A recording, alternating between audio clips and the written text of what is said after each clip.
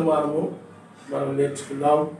శ్రమలో ఉండగా నేను శుద్ధించిన మనము 2వ సమూయేలు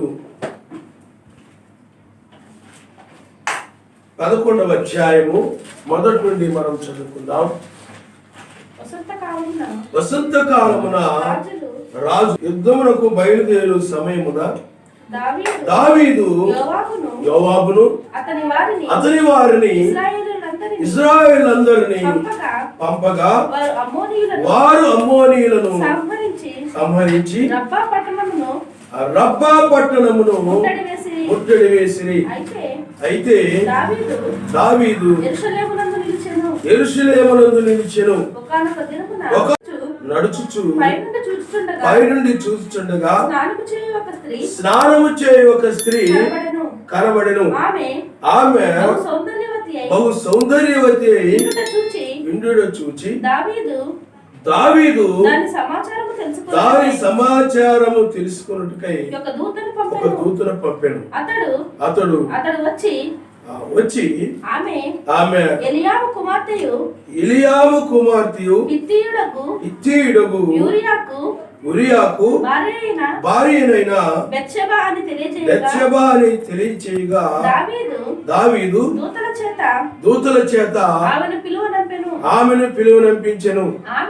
ఆమె అతని యొద్దకు రాగా అతడు ఆమెతో శయనించెను.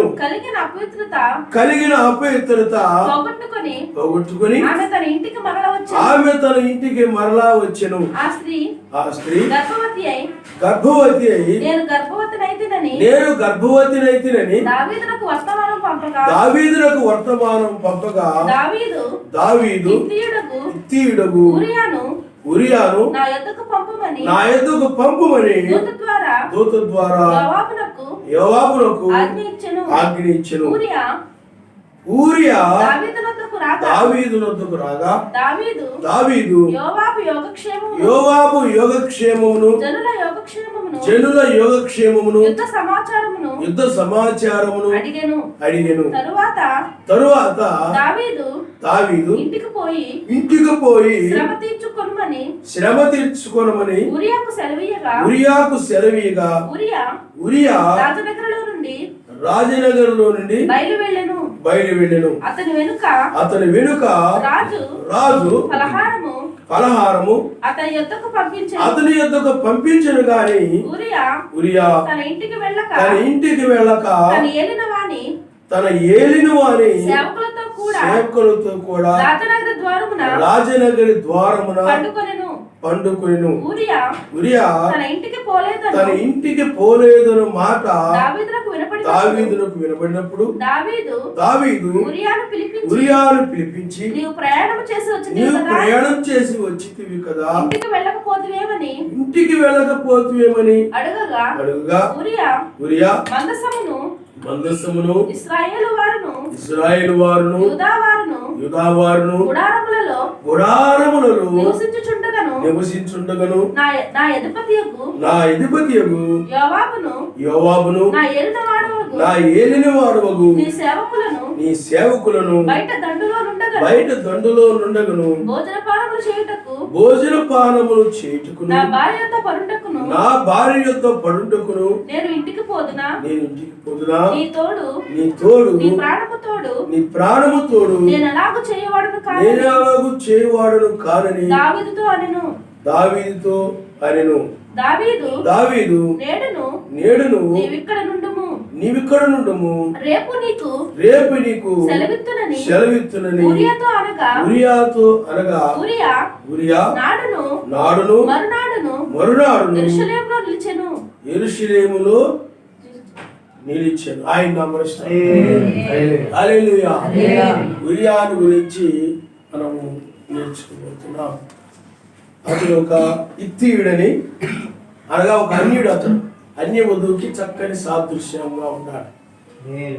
ఆ యొక్క ఊరియా తన భార్య అయినటువంటి బెత్షెబా అంటే ఇతడు హిత్తీయుడైనటువంటి ఇతడు యూదుడుగా మారాడు. ఆ హిత్తీయుడైనటువంటి ఆ యొక్క ఊరియా యూదుడుగా మారాడు. కాబట్టి ఊరియా యొక్క భార్య ఎవరు? బెత్షెబ. అయితే ఇక్కడ మనము చాలా ప్రాముఖ్యంగా గ్రహించాల్సిన విషయం ఏంటంటే, ఊరియా ఒక నిజమైనటువంటి వ్యక్తి. ఎలాంటి వాడు అని అంటే, అక్కడ యుద్ధ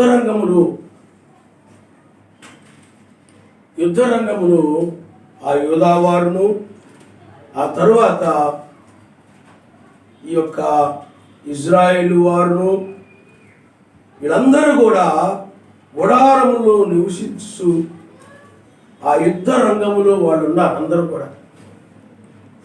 అంతేకాకుండా ఇతడు ఎంతో శ్రమపడి ఆ యొక్క అమ్మోనీయులను మీదకి యుద్ధానికి వెళ్ళి, అందుకని చూడండి, వసంతకాలంలో రాజులు యుద్ధములకు బయలుదేరు సమయమున దావీదు యోవాబును అతని వారిని ఇజ్రాయేల్ వారందరినీ పంపగా వారు అమ్మోనీయులను సంహరించి రబ్బా పట్టణమును ముట్టడి వేసిరి. అయితే దావీదు యెరూషలేములో నిలిచెను. కాబట్టి ఈ యొక్క ఊరియా మంచి సైనికుడు. అతడు బాగా శ్రమపడి వచ్చాడు ఇంటికి. దావీదు కబురంపినప్పుడు దావీదు దగ్గరికి వచ్చాడు. కానీ ఇతని యొక్క మనస్సు మనం చూసినట్లయితే చాలా మంచి హృదయం కలిగిన వాడని మనం చూస్తున్నాం. ఏమిటి అంటే, మరలా మనం దాన్ని చదువుదాం. ఊరియా తన ఇంటికి పోలేదన్న మాట దావీదునకు వినబడినప్పుడు దావీదు ఊరియాను పిలిపించి, నీవు ప్రయాణం చేసి వచ్చితివి కదా, అంటే నువ్వు బాగా అలసిపోయావు కదా, నువ్వు ప్రయాణం చేసి వచ్చావు కదా, ఇంటికి వెళ్ళి విశ్రాంతి తీసుకోమన్నట్లుగా దావీదు మనకి ఇక్కడ చెప్పినట్లు మనము చూస్తున్నాం. అయితే ఊరియా ఏమంటాడనంటే, మందస్సమును ఇజ్రాయేలు వారును యూదా వారును గుడారములో నివసించుచుండగా నా అధిపతియగు యోవాబును నా ఏలిన వాడుగు నీ సేవకులను బయట దండులో నుండగను భోజన పానములు చేయుటకును నా భార్య యొద్ద పరుండుటకును నేను ఇంటికి పోదునా? నీ తోడు, నీ ప్రాణము తోడు నేను అలాగూ చేయువాడును కానని దావీదుతో అనెను. చూడండి, అక్కడ యోవాబును అలాగే ఇజ్రాయేలు వారును మందస్సమును అలాగే యోధా వారును ఆ యొక్క సేవకులు వీళ్ళందరూ కూడా ఆ యుద్ధ రంగంలో ఉన్నారు. గుడారములు వేసుకొని వాళ్ళు అక్కడ చలిగాలి ఉండొచ్చు, లేకపోతే మంచి ఎండగా ఉండొచ్చు, లేకపోతే ఏ విధంగా వాతావరణం ఆ విధంగా ఉండొచ్చు. కానీ వాళ్ళందరూ కూడా యుద్ధ రంగములో వాళ్ళు ఆ యొక్క శత్రువును జయించాలని, ఆ శత్రువుతో పోరాడుట కొరకై వాళ్ళందరూ కూడా ఆ గుడారముల్లో ఉండి యుద్ధ రంగములో ఉన్నారు. హల్లెలూయా. చూడండి, ఆ యొక్క ఊరియా యొక్క మనసును మనం చూసినట్లయితే ఆ ప్రజలందరూ అనగా ఆయన యొక్క యోధా వారు కానీ ఇజ్రాయేల్ వారు కానీ ఆ మందసము కానీ ఆ యొక్క దావీదు యొక్క సేవకులు కానీ వీళ్ళందరూ కూడా ఆ యుద్ధ రంగంలో ఉన్నప్పుడు రాజు అనుమతి ఇచ్చాడు నువ్వు ఇంటికి వెళ్ళమని. నాకు భలే సెలవు దొరికిందిలే, భలే పర్మిషన్ దొరికిందిలే అని చెప్పి ఇంటికి వెళ్ళిపోయి హాయిగా మంచి భోజనం వండించుకొని మంచి కూర వండించుకొని తన భార్యతో పాటు అతడు బాగా ఎంజాయ్ చేయొచ్చు, భలే అవకాశం దొరికిందిలే అని అనుకోలేదు అతడు. మీకు అర్థమవుతుందండి? అతడు మనసు ఆ యొక్క యూదా వారును ఇజ్రాయేల్ వారును సర్వశక్తిమంతుని యొక్క అనగా ప్రజలు వాళ్ళు అలాగే దావీదు సేవకులను ఈ మందసం ఇవన్నీ కూడా ఆ గుడారంలో నివసించి ఉండగా వాళ్ళు తినకుండా ఆ విధంగా వాళ్ళు యుద్ధము నిమిత్తమై ఆ యుద్ధములో పోరాడు నిమిత్తమై వాళ్ళు ఆ విధంగా గుడారంలో నివసించు శ్రమ పడుతూ ఉండగా నేను ఇంటికి వెళ్ళిపోయి వాడు శ్రమ పడితే పడ్డానే నాకు మంచి అవకాశం దొరికింది, ఇంటికి వెళ్ళడానికి చక్కగా మంచి వండించుకొని చక్కగా బాగా భుజించి హ్యాపీగా నేను ఆ విధంగా గడిపేయచ్చు అని ఊరియా అనుకోలేదు. కానీ అతడు ప్రజల గురించి ఆ యొక్క యుద్ధ రంగంలో ఉన్నటువంటి ఆ యొక్క సేవకుల గురించి ఆ యొక్క యోధా వారి గురించి, ఇశ్రాయేలు వారి గురించి, ఆ యొక్క మందసం వీటన్నిటి గురించి ఆలోచించిన వాడే ఆ ప్రజలతో పాటు శ్రమ పడుటకుని, ఆ ప్రజలతో పాటు సంతోషించుటకును, ఆ ప్రజలతో పాటు ఉండుట కొరకై అతడు ఇష్టపడ్డాడు. ఆయన హల్లెలూయా, హల్లెలూయా. అందువల్ల ఆయన యొక్క బిడ్డల మనసు ఎప్పుడు కూడా ఎలా ఉంటుంది అంటే, ఆయన ప్రజలు ఏ విధమైగా శ్రమ పడుతూ ఉంటారో వారి యొక్క శ్రమలలో నిలిచి ఉండాలనే మనసు కలిగి ఉంటారు తప్ప, నిజమైన వారు ఆయన యొక్క ప్రజలు శ్రమ పడుతూ ఉండగా నిజమైన వారు వెళ్ళి బాగా సుఖించవచ్చు, సంతోషంగా ఉండొచ్చు, నా కుటుంబంతో, నా పిల్లలతో, నా భార్యతో, నా వారితో నేను బాగా ఉండొచ్చు, ఈ యొక్క జనులు ఏమైపోయాలి, వాళ్ళు శ్రమ పడితే పడ్డారు, నాకు మంచి ఆశీర్వాదం వచ్చింది, నేను బాగున్నాను, నేను సుఖంగా ఉన్నాను కదా అని అనుకోరు. ఊరియా విధంగా అనుకోవడం లేదు. నా వారు శ్రమ పడుచు ఉండగా నేను సుఖించదునా, నా వారు అక్కడ యుద్ధ రంగంలో అవస్థల పడుతూ ఉండగా ఆ యుద్ధము చేయుట కొరకై వాళ్ళ గుడారంలో నివసిస్తూ వాళ్ళ యొక్క మంచి మంచి గృహాలను విడిచిపెట్టేసి మంచి మంచి భోజనాలు, ఇంట్లో ఉండేటువంటి మంచి భోజనాలు వాళ్ళు కోల్పోయి ఆ యొక్క గుడారంలో నివసిస్తూ వాళ్ళకు ఉన్నటువంటి మంచి అన్ని వసతులతో కూడినటువంటి ఇళ్లను వాళ్ళు వదులుకొని ఆ యొక్క భార్యలతో పాటు పిల్లలతో పాటు వారందరూ కూడా వదిలిపెట్టి వారు యుద్ధ రంగంలోనికి వచ్చి నిలిచి ఉండగా నేను ఇంటికి వెళ్ళి ఆ విధంగా సుఖించదునా. హల్లెలూయా, హల్లెలూయా. ఈనాడు క్రైస్తవులైతే ఏం ఆలోచిస్తారు చెప్పండి? ఉరియా వలె ఆలోచించరు. ఈనాడు కూడా మనం ఒక యుద్ధ రంగంలో ఉన్నాం. హల్లెలూయా. ఇంతకు ముందైనట్లయితే క్రైస్తవ సిద్ధాంతాలతో పోరాడేటువంటి ఒక యుద్ధ రంగంలో మనం ఉన్నాం. మనం ఇప్పుడైనట్లయితే నీ శరీరముతో నీవు పోరాడేటువంటి యుద్ధ రంగంలో.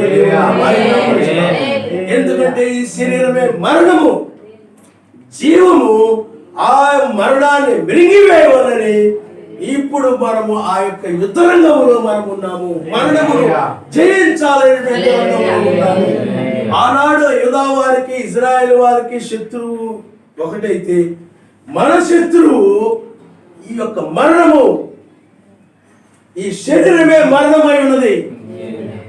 కాబట్టి ఆ యొక్క శరీరం అనే మరణమును జయించేటువంటి యుద్ధ వీరులు లేకపోతే ఆ సైనికులుగా ఆ యొక్క జీవం మనలో ఉండి ఆ మరణాన్ని జయించాలని, ఆ మరణాన్ని వేయాలని ఇప్పుడు యుద్ధ రంగంలో మనం నిలిచున్నాం. మనం ఏదో మిగతా సంఘాల వలె సుఖభోగాలు, సౌఖ్యభోగాలు, రకరకాల వాటిని ఆశించి క్రైస్తవ జీవితం అంటే ఏదో భోగాలతోటి సుఖాలతో కూడిందని లోకంలో వాళ్ళందరూ భావిస్తూ ఉంటారు. మనమైనట్లయితే యుద్ధ రంగంలో మనము మరణం అనే శత్రువుతో పోరాడేటువంటి వారంగా మనం ఉన్నాం. అందుకనే యుద్ధ రంగం అనగా పోరాటంలో మనం ఉన్నాం. మనము ఆ మరణం అనే శత్రువుని జయించాలనేటువంటి అపేక్షతో, ఆశతో మనం ఉన్నాం. ఆ యొక్క గుడారములలో ఆ యుద్ధములు చేయాలని, వారు యుద్ధములో విజయం పొందాలని వారొక అపేక్షతో వారు ఆ విధంగా ఉన్నారు. కాబట్టి పిల్లారా, అందుకనే ఆ యొక్క ఉరియా అవి ఎరిగినవాడు, లోక సంబంధమైన సుఖభోగాలు, సౌఖ్యాలు వాటి మీద మనసు కలిగిన వాడు కాదు. కానీ ఆ యొక్క ప్రజల యొక్క శ్రమలలో ఇతడు కూడా శ్రమపడుచు ఆ యొక్క యుద్ధములో ఆ యొక్క రాజుకి, దావీదు మహారాజుకి ఆ యొక్క యుద్ధములో ఆ యొక్క విజయములో అతను పాలు పొందవలని ఆపేక్ష కలిగిన వాడుగా మనం చూస్తున్నాం. హల్లెలూయా హల్లెలూయా.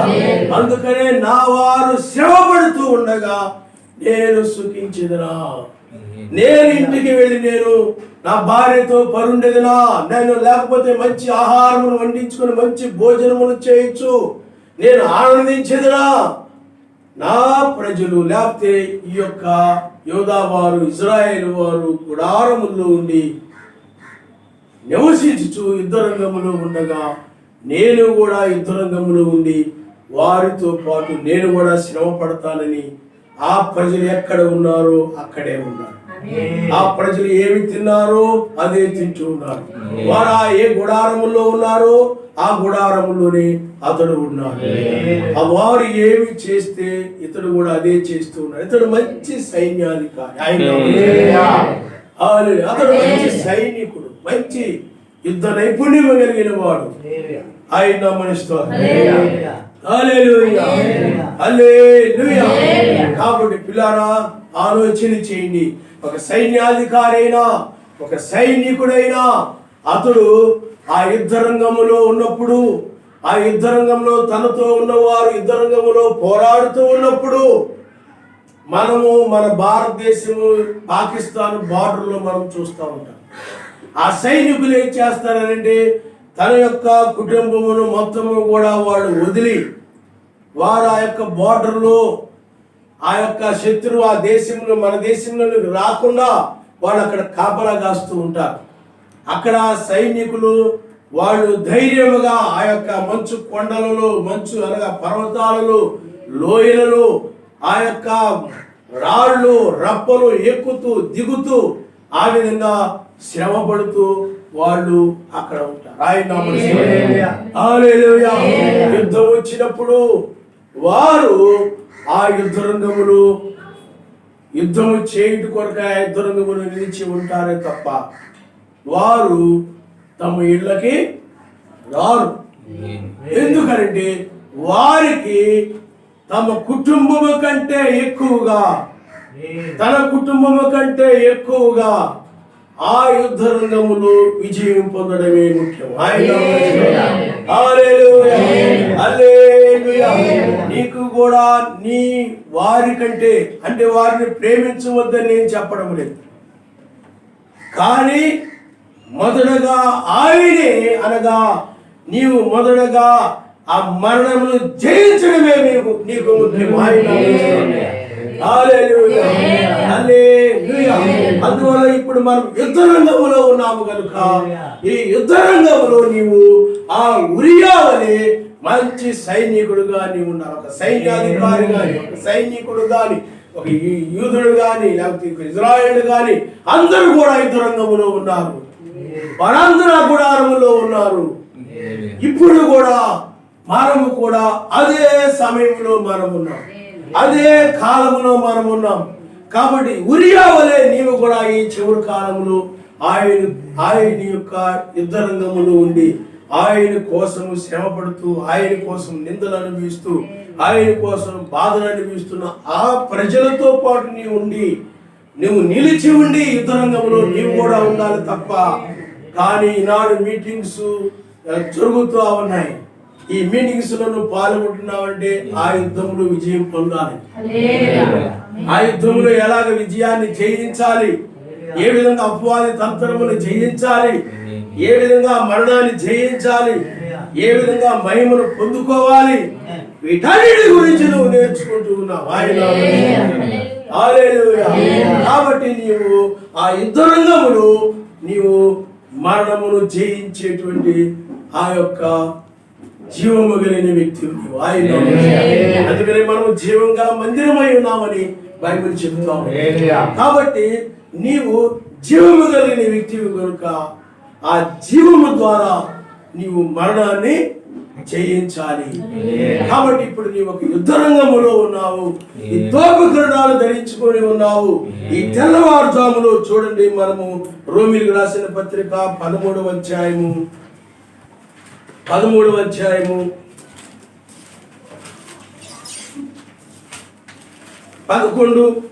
నుండి చదవండమ్మా. మరియు మీరు కాలము నెరిగి మేలుకొని వేళ అయిందని తెలుసుకొని అలాగు చేయుడి. మనం విశ్వాసులం అయినప్పటికంటే ఇప్పుడు రక్షణ మనకు మరి సమీపముగా ఉన్నది. రాత్రి చాలా గడిచి పగలు సమీపంగా ఉన్నది కనుక మనం అంధకార క్రియలు విసర్జించి చూడండి తేజ సంబంధమైన యుద్ధోపకరణములు ధరించుకుందాము. ఆయన అంధకార క్రియలు విసర్జించి తేజ సంబంధమైనటువంటి యుద్ధోపకరణాలు ధరించుకుందాము.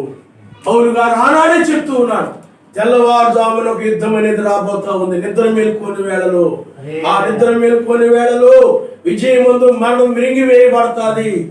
కాబట్టి ఆ యొక్క యుద్ధంలో మీరు విజయం పొందాలంటే ఇప్పుడే మీరు యుద్ధోపకరణాలు, తేజ సంబంధమైనటువంటి, వెలుగు సంబంధమైనటువంటి, ఆత్మ సంబంధమైనటువంటి యుద్ధోపకరణాలు మీరు ధరించుకోవాలని చెప్తున్నాడు. ఆయన వాక్యమును ధరించుకోవడమే ఆ యుద్ధోపకరణాలు ధరించుకోవడం. కాబట్టి అపవాదిని జయించాలనంటే, ఆ మరణాన్ని జయించాలనంటే వాక్యము ద్వారానే తప్ప నీ సొంత బుద్ధి ద్వారా, నీ సొంత ఆలోచన ద్వారా, నీ సొంత జ్ఞానము ద్వారా, నీ సొంత బలము ద్వారా ఆ మరణాన్ని నువ్వు జయించలేవు. ఆ మరణం అనగా శరీరానుసారమైన మనసే ఆ మరణము. ఆ శరీర సంబంధమైన సంగతులను జయించడమే, శరీర సంబంధమైన సంగతులను జయించడమే మరణాన్ని నువ్వు జయించావు. మరణాన్ని నువ్వు జయించినప్పుడు శరీర సంబంధమైన సంగతుల మీద నువ్వు మనసు పెట్టవి. ఆత్మ సంబంధమైన మనసుల మీద, ఆ వాటి మీద నువ్వు మనసు పెడతావు తప్ప శరీర సంబంధమైన వాటి మీద నువ్వు మనసు పెట్టవు. ఇప్పుడు మనం బైబిల్లో లోతును మనం చూసినట్లయితే, లోతు అతడు మరణాన్ని జయించాడు కాబట్టి అతడు ఆ సొదొమ గొమొర్రా సంగతుల మీద అతడు మనసు పెట్టలేదు, కానీ సోయరు మీద మనసు పెట్టాడు. అంటే అతడు మరణాన్ని జయించాడు. అదే లోతు భార్య అయినట్లయితే మరణాన్ని జయించరా, ఆమె శరీర సంబంధమైన సంగతుల మీద మనసు ఉంచింది. కొంతవరకు వచ్చి ఆ తర్వాత శరీర సంబంధమైన సంగతుల మీద మనసు ఉంచింది. ఆమెను మరణము జయించేసింది. కానీ లోతు అయినట్లయితే ఏం చేసేది చెప్పండి? మరణమును జయించింది. ఆమె మరణము చేత జయించబడింది. ఆమె దేని చేత జయించబడింది చెప్పండి? మరణం చేత. అంటే మరణం అనేది ఆమెను జయించింది. కాబట్టి పిల్లారా, ఇప్పుడు కూడా మనము నీవు విజయం పొందడము లేకపోతే ఈ యొక్క యుద్ధ రంగంలో అపవాది చేతిలో మరణించడము జరుగుతాయి. ఇప్పుడు విజయం, నువ్వు మరణాన్ని జయించాలి, మరణము నిన్ను జయించకూడదు. కాబట్టి మరణాన్ని నువ్వు జయించాలి అని అంటే ఈ తెల్లవారుజామున దావీదు కేడము ద్వారా మాత్రమే నువ్వు జయించగలవు. నక్షత్ర వర్తమానం ద్వారానే మరణాన్ని జయించగలుగుతారు. అందుకని నిర్గమకాండం 14వ అధ్యాయంలో వారు మరణాన్ని ఎప్పుడు జయించారనండి, ఐగుప్తు సైన్యమును ఎప్పుడు జయించారనండి? తెల్లవారుజామున జయించారు. అనగా ఎలోహిం దూతగా ఆ సర్వశక్తివంతుడు ఆ తెల్లవారుజామున ప్రత్యక్షమైనప్పుడు అప్పుడు ఆ మరణం అనగా ఐగుప్తు సైన్యమును ఆ తెల్లవారుజామున వాళ్ళు జయించారు. అందుకనే మరణానికి వారికి ఎడము కలిగింది. దూరం అంటే మరణం నుండి వాళ్ళు దూరం అయిపోయారు. అందుకని వాళ్ళు మరణాన్ని జయించారు. అందుకని ఆ యొక్క ఐగుప్తీయులు అంటారు, యుద్ధము చేయించున్నది యావే, యావే యుద్ధము చేయించున్నాడు, మనం పారిపోదాం రండి. ఇప్పుడు కూడా ఆ మరణము, ఆ శరీర సంబంధమైన సంగతులు, ఆ లోక విషయాలు, లోక ఆశలు, ఇవన్నీ కూడా ఈ వాక్యమును విన్నప్పుడు ఈ పరిశుద్ధాత్మ వీరిలో ఉండి మనతో యుద్ధము చేయించున్నాడు. పరిశుద్ధాత్మ వీళ్ళలో ఉండి మనతో యుద్ధము చేయించున్నాడు. లోకము దాని యొక్క ఆశలు, ఆ యొక్క మనస్సు, లోక విషయాలు నిన్ను విడిచిపెట్టి వెళ్ళిపోతాయి. అందువల్ల యుద్ధ రంగంలో నీవు ఉన్నావు గనుక యుద్ధ రంగములు ఆ యొక్క శ్రమపడే వారితో నీవు కూడా శ్రమపడాలి. అందుకనే యుద్ధ సమయంలో అందుకనే ఆ యొక్క ఉరియాకు తెలుసు, ఇది యుద్ధ సమయంలో, యుద్ధములో విజయం పొందే సమయం ఇది పోరాడే సమయం, ఇది మరణాన్ని జయించే సమయం. ఇప్పుడు నేను ఈ సమయాన్ని ఈ సమయంలో నేను యుద్ధరంగంలో ఉండకుండా, యుద్ధములు చేయకుండా నేను ఇంటికి పోయి ఏసీ రూమ్ లో పడుకొని ఆ పరుపు మీద దొర్లుతూ అలా ఇలా దొర్లుతూ ఆ వండి పెట్టినవి తిని మరలా పడుకొని దొర్లుతూ, లేకపోతే ఆ టీవీ చూస్తూ, లేకపోతే ఆ ఏసీ రూమ్ లో, లేకపోతే ఆ భార్యతో ఏ ముచ్చట్లు చెప్పుకుంటూ కాలక్షేపం చేస్తూ ఉండే సమయం ఇది కాదు. కానీ యుద్ధములో యుద్ధ రంగములో నిలబడి ఆ యొక్క మరణమును జయించే సమయం ఇదని నీవు కూడా ఈ సమయంలో అదే విధంగా ఉండాలి. అంటే వాక్యము నిమిత్తమై నువ్వు శ్రమపడేవాడుగా ఆ మరణాన్ని జయించే నిమిత్తమై నీవు వాక్యం పక్షముగా నిలబడే వ్యక్తిగా చివరి కాలంలో ఉండాలి. ఎప్పుడైనా నువ్వు వాక్యం పక్షం నిలబడినట్లయితే ఆ మరణము ఓడిపోతుంది, ఆ మరణము పారిపోతాయి, ఆ మరణము నిన్ను సమీపించలేదు. వాక్యపక్షముగా నేను నిలబడాలి. ఓ దావీదు మెస్సీకు సాదృశ్యముగా ఉండాలి. నువ్వు మెస్సీ పక్షంగా నిలబడినప్పుడు యుద్ధములో నువ్వు విజయం పొందుతావు. కాబట్టి ఇప్పుడు నీవు యుద్ధ రంగములో ఉన్నావనే విషయాన్ని ఉరియావలే నువ్వు గ్రహించాలి. అందుకని అందరూ వాక్యం నిమిత్తమై ప్రార్థిస్తూ ఉండగా, వాక్యముని వింటూ ఉండగా, మీటింగ్స్ జరుగుతూ ఉండగా, వాక్యం నిమిత్తమై శ్రమలు పడుతూ ఉండగా, ఆకలి దప్పులు కలిగి లేకపోతే శ్రమలు పడుతూ, నిందలు పడుతూ, వెలివేయబడుచు, కష్టాలు అనుభవిస్తూ, బాధలు అనుభవిస్తూ ఉండగా, వారి యొక్క శ్రమల్లో నేను పాలుభాగస్తుడినై ఆ వారితో పాటు నేను నిలిచి ఉండవలసిన దానికి బదులుగా నేను నా గృహంలోనికి వెళ్ళి నేను సుఖించదురా ఆయన బైబిల్లో మనము లాజరు గురించి మనం చూస్తే, ఆ లాజరు బహుగా వాక్య నిమిత్తమై అతడు శ్రమ పడుతూ ఉన్నాడు. అతడు ఒక యుద్ధ రంగంలో ఉన్నాడు. అతడు యుద్ధ రంగంలో అనగా వాక్యము పక్షముగా అతడు నిలబడి ఉన్నాడు. ఆ యొక్క యుద్ధ రంగంలో అతడు శ్రమ పడుతూ బహు పేదరికం అనుభవిస్తున్న వ్యక్తిగా అతడు ఉన్నాడు.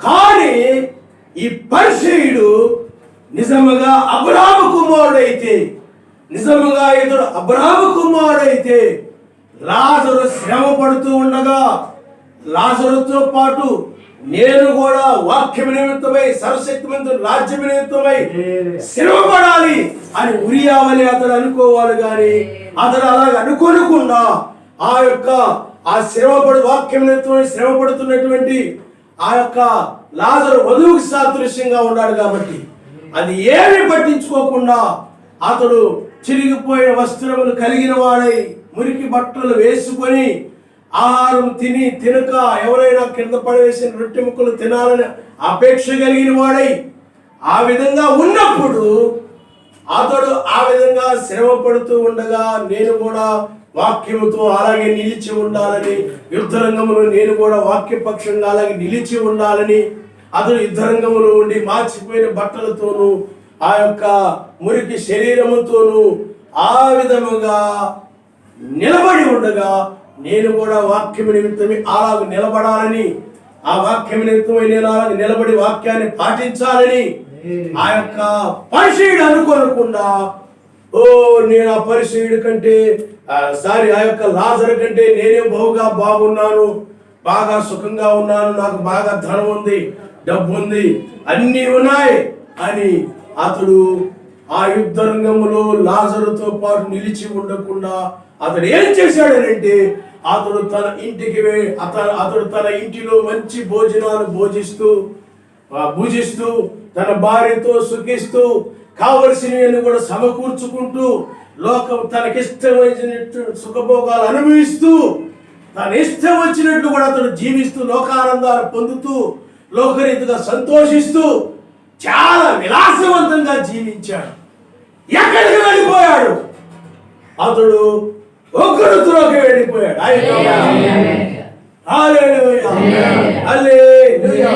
యుద్ధరంగంలో లాజరుతో పాటు నిలిచి ఉండవలసిన దానికి బదులుగా ఒక నీతిమంతుడు సాతానుడితో పోరాడుతూ ఉన్నప్పుడు, శరీరముతో పోరాడుతూ ఉన్నప్పుడు ఇతడు కూడా ఆ శ్రమపడి వారితో శ్రమపడే వ్యక్తిగా ఉండాల్సిన దానికి బదులుగా అతడు ఆనందిస్తూ ఉన్నప్పుడు అతడితో పాటు ఆనందించే వ్యక్తిగా ఉండవలసిన దానికి బదులుగా ఇతడు ఆ యొక్క పరిచయుడు ఇంటికి వెళ్ళిపోయి శుభ్రంగా సంతోషంగా హ్యాపీగా ఆనందంగా ఉల్లాసంగా గడుపుతూ ఉన్నాడు.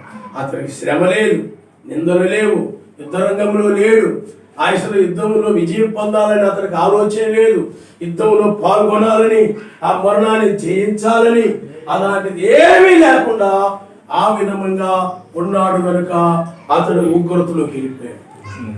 కారణం ఏమిటంటే అతడు యుద్ధరంగంలో ఉండి మరణాన్ని జయించలేదు.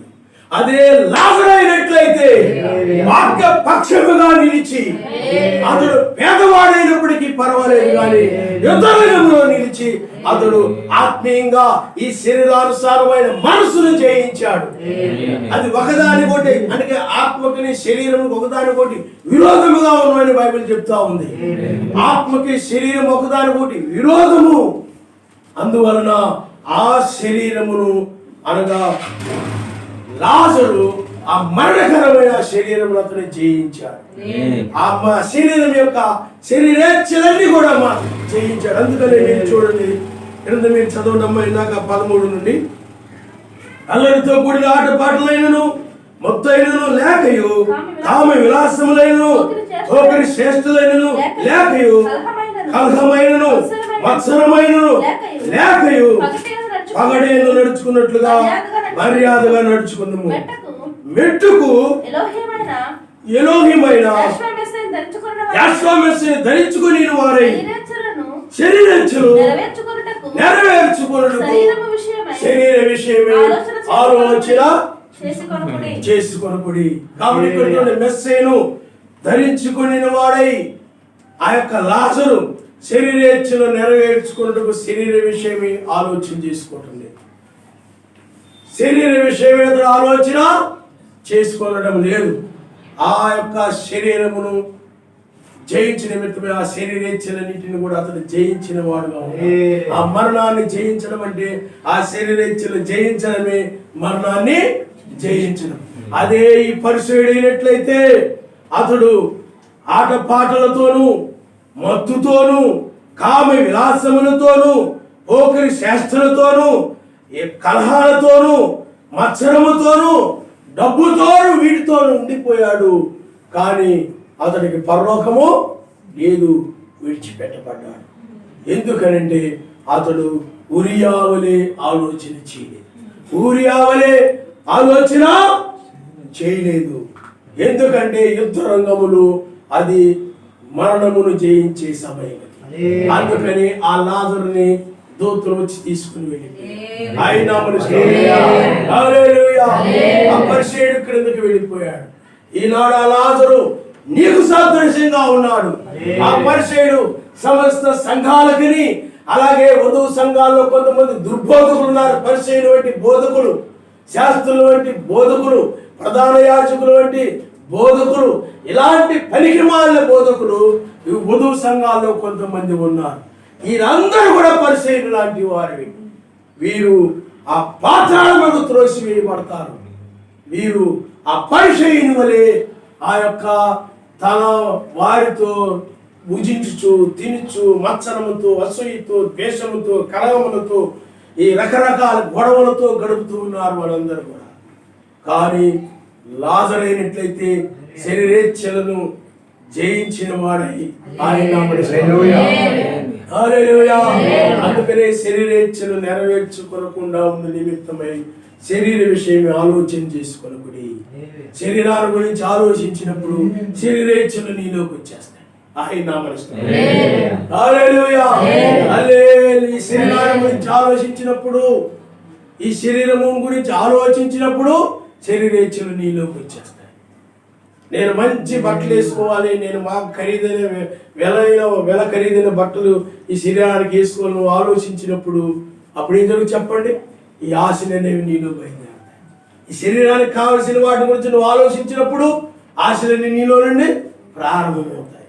అందుకనే శరీరేచ్ఛలు నెరవేర్చుకునే నిమిత్తమై శరీర విషయమే ఆలోచన చేసుకొనుకోడని ఆయన చెప్తున్నాడు. ఆయన ఎందుకంటే రాబోయేటువంటి రాజ్యంలో ఆ శరీరేచ్ఛలనే ఉండవు, ఆ శరీర కోరికలనే ఉండవు, ఈ శరీర సంబంధమైన ఏవి కూడా అక్కడ ఉండవు, కానీ ఆత్మ సంబంధమైన మాత్రమే ఆ రాబోయే రాజ్యంలో ఉంటాయి. కనుక నీవు ఆత్మ సంబంధమైన వ్యక్తిగానే ఇప్పుడు ఈ చివరి కాలంలో నిలబడాలి. మరణమును జయించిన వ్యక్తిగా నీవు నిలబడాలి. అందుకనే నీ శత్రువు ఎవరంటే ఇప్పుడేదో ఒక మత శాఖ సిద్ధాంతం కదా పోరాటం అయిపోయింది, త్రిత్వం మీద పోరాటం కాదు అది అయిపోయింది, రోమన్ క్యాథలిక్ మీద పోరాటం కాదు అది అయిపోయింది, లేకపోతే లోదన సంఘము ఆ సిద్ధాంతాల మీద పోరాటం కాదు అది అయిపోయింది, బాప్టిస్ట్ సంఘము దాని సిద్ధాంతాల మీద పోరాటం కాదు అది అయిపోయింది. ఇప్పుడు నీ శరీరమును నువ్వు జయించే సమయం. ఎందుకంటే ఈ శరీరము ఆదాము అవ్వలు ఆజ్ఞ అతిక్రమించడం వలన వారి యొక్క అవిధేయత వలన ఈ మరణకరమైన శరీరం వచ్చేసింది, ఈ యొక్క పాపపు శరీరం వచ్చేసింది. ఇప్పుడు ఈ యొక్క శరీరములో నుండి ఆ మహిమ శరీరమును ధరించుకునే సమయం.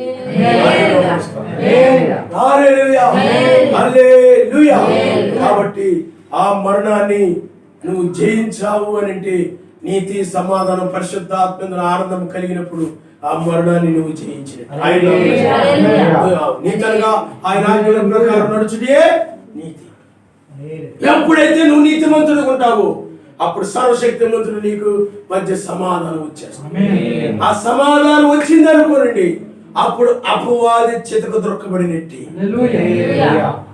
అప్పుడు నువ్వు విజయం పొందుతావు. ఆ సమాధానం ఏంటంటే అపవాదిని జయించడమే. అపవాదిని ఎప్పుడైతే నువ్వు జయించావు అప్పుడు నువ్వు విజయం పొందినట్లుగా ఆనందిస్తూ ఉంటావు.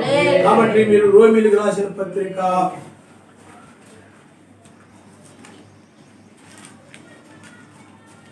16వ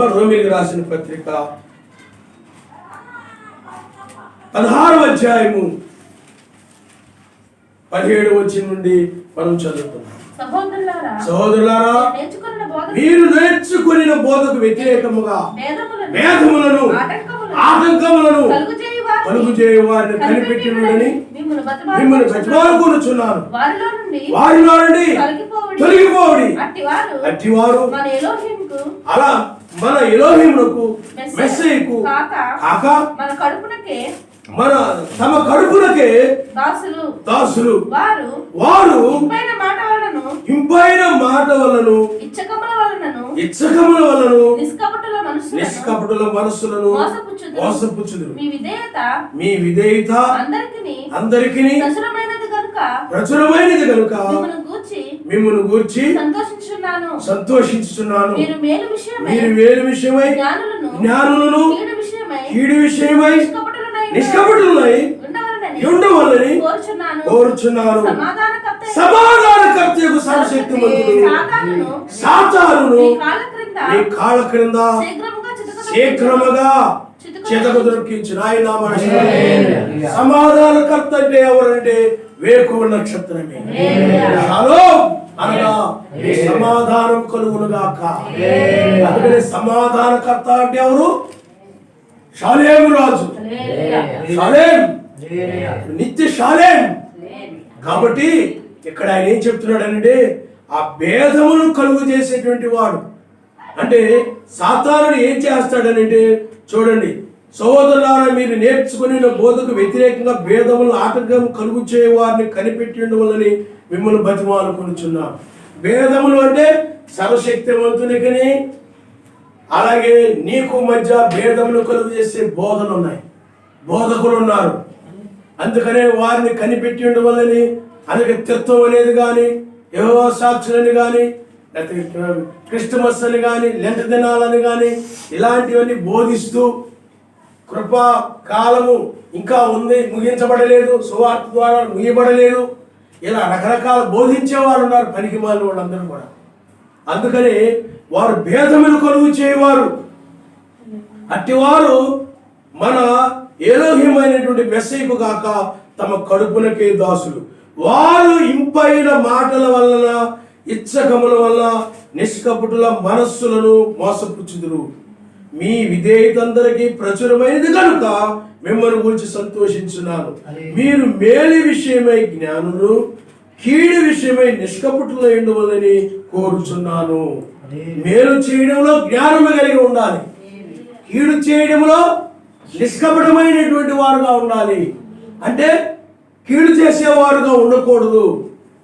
ఎప్పుడైతే నీవు ఇతరులకి నువ్వు మేలుకరమైన వ్యక్తిగా ఉండి నువ్వు ఏమాత్రం కూడా వారు కీడు చేసిన ప్రతి కీడు చేయకుండా కీడు చేయని వ్యక్తిగా కనుక ఉన్నట్లయితే అప్పుడు ఆ సమాధానకర్త ఆ సాతానుని చెతుకు దొరికినట్లే.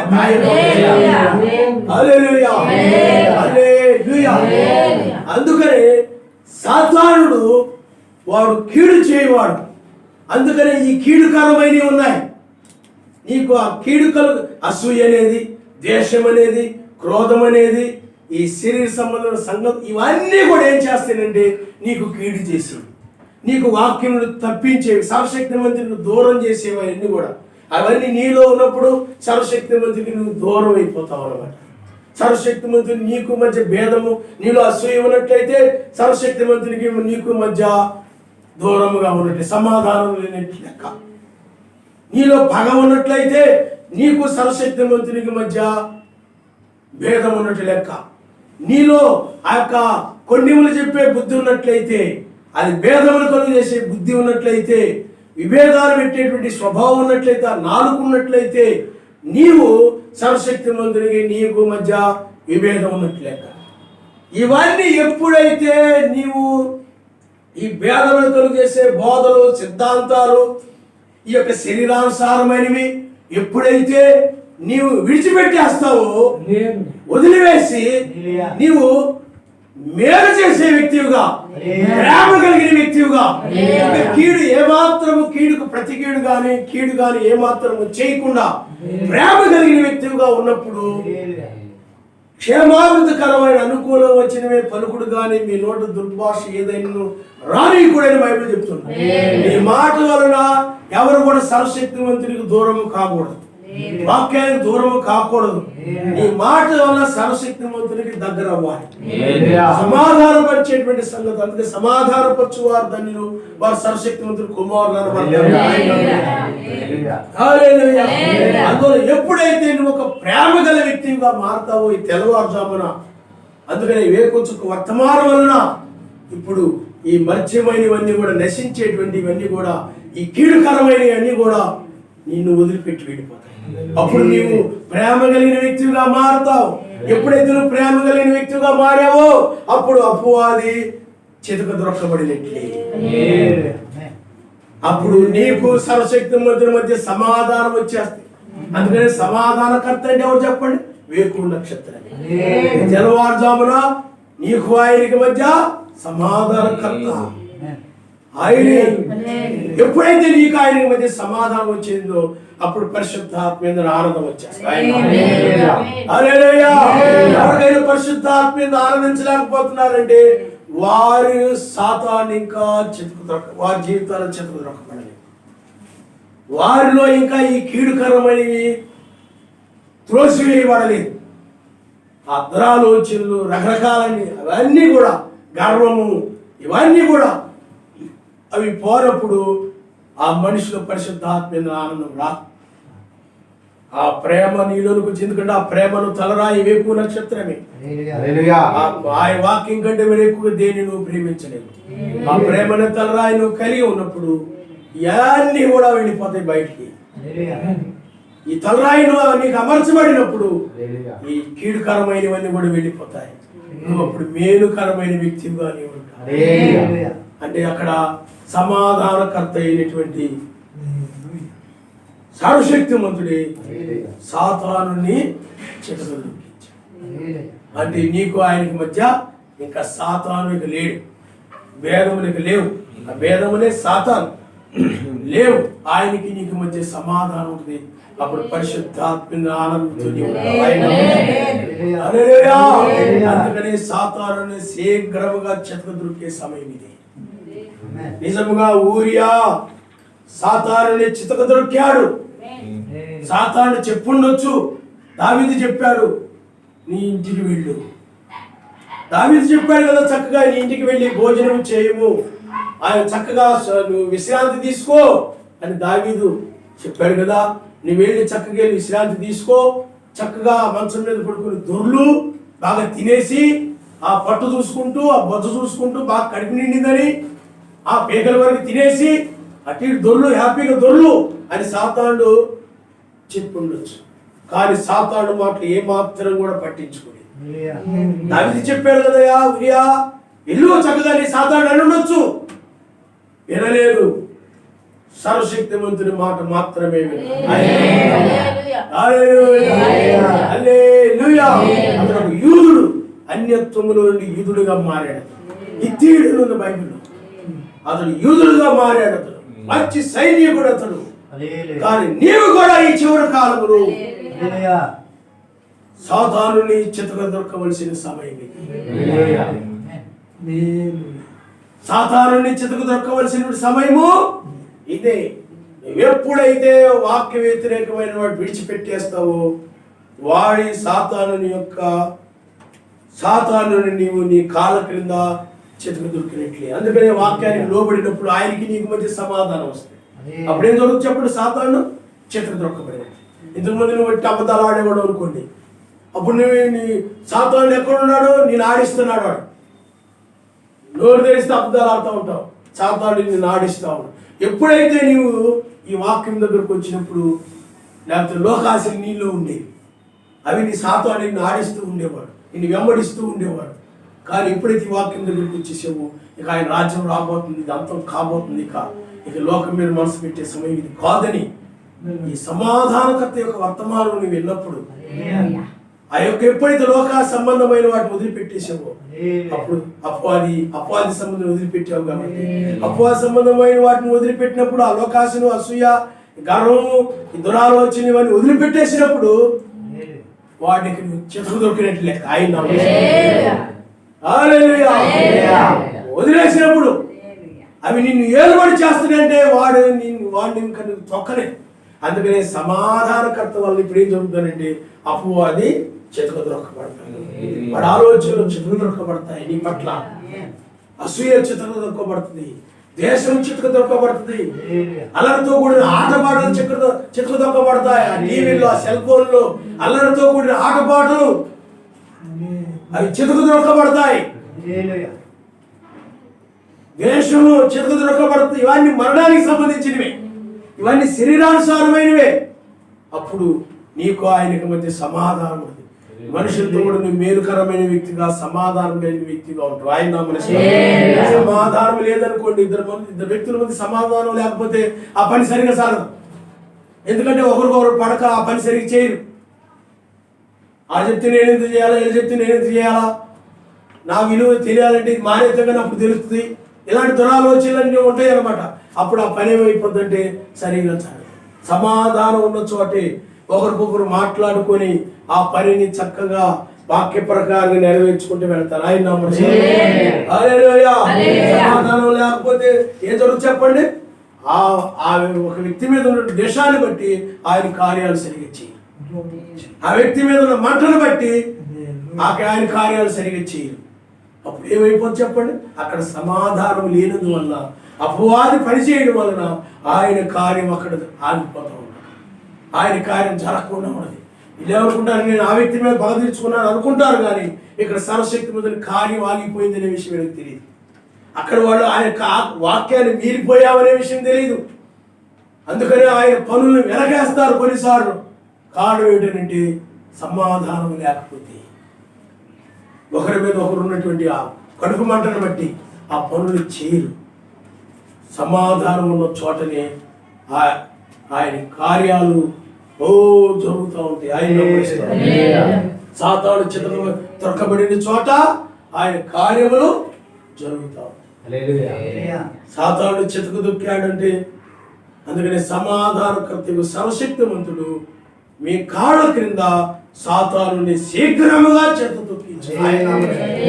అది పరిశుద్ధాత్మ వాళ్ళని తాకినప్పుడు ఆ విరోధములు విభేదాలు పోయి సమాధానం వచ్చేస్తుంది, ప్రేమ వచ్చేస్తుంది. మనము వారు ఒకటే, ఆ దేశస్తులమే, ఆ రాజ్యానికి సంబంధించిన వాళ్ళమే. వాళ్ళు వేరు కాదు, మేము వేరు కాదు, వాళ్ళ పిల్లలు వేరు కాదు, మా పిల్లలు వేరు కాదు, వాళ్ళ వేరు వీళ్ళు వేరు, వాళ్ళ మతం వేరు వీళ్ళ మతం వేరు, వాళ్ళ కులం వేరు వీళ్ళ కులం వేరు, వాళ్ళ జాతి వేరు వీళ్ళ జాతి వేరు, వాళ్ళ ప్రాంతం వేరు ఈ ప్రాంతం వేరు. ఆ విభేదాలన్నీ చచ్చిపోతాయి. మనందరూ ఒక ఆత్మ కలిగిన వారమే, ఒక నామము కలిగిన వారమే, ఒక ఇంటి వారమే, ఒక రాజ్యానికి సంబంధించిన వారు. అక్కడ ఏకాత్మ ఏక మనసు, ఏ భేదములు అక్కడ ఉన్న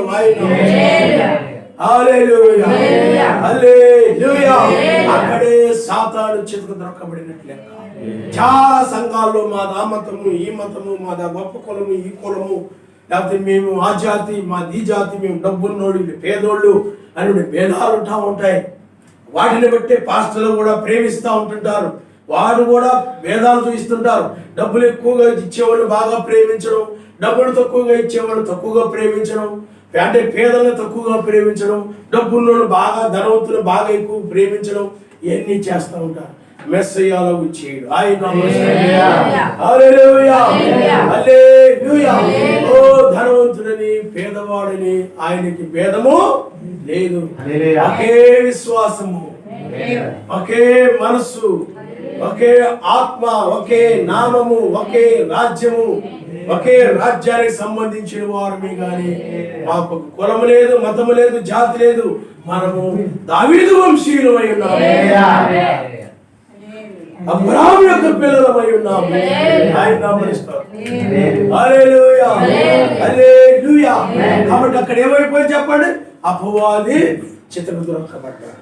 భేదములు కలుగు చేయువాడు వాడే, విభేదాలు పెట్టేవాడు వాడే, కలహాలు పెట్టేవాడు వాడే. ఎప్పుడు కూడా వాడు కలహాలు పెట్టాలని చూస్తూ ఉంటాడు.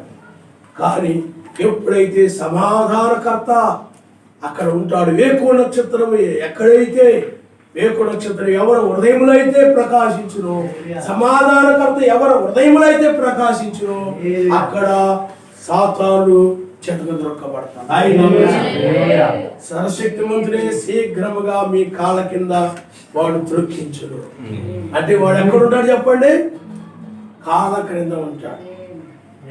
అంటే వాడికి అధికారము కాదు, నీ కాళ్ళ కింద ఉంటాడు. వాడి కాళ్ళ కింద ఉండడం కాదు, నీ కాళ్ళ కింద వాడు ఉంటాడు. శీఘ్రముగా చితుకు దొరకబడతాడు. సర్పం యొక్క తల చితుకు దొక్కబడినట్లు వాడి యొక్క గుణ లక్షణాలు నీ కాళ్ళ కింద చితక దొక్కబడతాయి. కాబట్టి నీకు ఆయనకి మధ్య సమాధానం వస్తుంది. ఆ సమాధానం వచ్చిన పరిశుద్ధ ఇందులో ఆనందం వస్తుంది. నీవు ఉరియావనే నీవు కూడా ఆ ప్రజలతో పాటు నువ్వు నిలబడతావు. ఆయన ఆ జనులతో పాటు. అందుకనే బైబిల్లో మనము ఓర్పా రూతుని గురించి మనం చూసినట్లయితే, ఓర్పా రూతు అయినట్లయితే ఉరియా వంటిది, ఓర్పా అయినట్లయితే తన సౌఖ్యముల గురించి ఆలోచించుకో. ఆమె ఇద్దరు వచ్చారు, నయోమితో పాటు ఇద్దరు వచ్చారు. అందుకనే వారు అన్య వధువుకు సాదృశ్యంగా ఉన్నారు. నయోమి మొట్టమొదటి సంఘానికి సాదృశ్యంగా ఉంది. పెంతెకోస్తు పండుగ దినాన్ని ఏర్పడిన సంఘానికి అపోస్తుల బోధ, 3000 మంది బాప్తిజం పొందడం నామములో ఆ సమాజానికి సాదృశ్యంగా ఉంది నయోమి. అయితే యూదులు తిరస్కరించారు కాబట్టి ఆ నామములో రక్షణ ఆయన ఒక్కడు. అపోస్తుల బోధ, సహవాసం ఇవన్నీ కూడా తృణీకరించారు కాబట్టి ఆ బోధ అన్ని జనులైనటువంటి మన మధ్యకు వచ్చేసి, ఆ సంఘం అన్ని జనుల మన మధ్యకు వచ్చింది. ఇప్పుడు ఆ సంఘము ద్వారా రూతు, నయోమి 2 సంఘాలు ఆయన నామరిస్తారు. అంటే అపోస్తుల బోధతో పాటు నయోమితో పాటు వాళ్ళు ఇద్దరు వచ్చిన రీతిగానే అపోస్తుల బోధతో పాటు మనము కూడా. ఎందుకంటే స్త్రీ సంఘానికి సాదృశ్యం. ఆ మొదటి సంఘం ఏ విధంగా నడిచిందో అదే విధంగా రూతు నడుస్తూ వచ్చింది. నయోమి మొట్టమొదటి సంఘానికి సాదృశ్యం ఉంది. రూతు ఆ సంఘాన్ని అనుసరిస్తూ వచ్చింది. ఓర్ప కొంత దూరం వచ్చింది కానీ వెనక్కి తిరిగిపోయింది.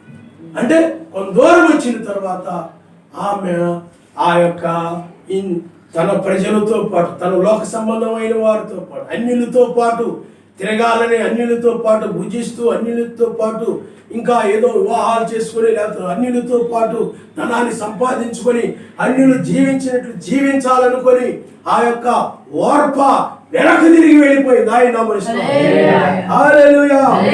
నయమైనట్లయితే ఉరియాగిపోయింది. ఆయన చూడండి, మనం ఒకసారి రూతు గ్రంథం మనం చూద్దాం. ప్రేమించుచున్నావా, ఏది నీలో ప్రేమ? ప్రేమించుచున్నావా, ఏది నీలో త్యాగం? ప్రత్యేకించబడినావా,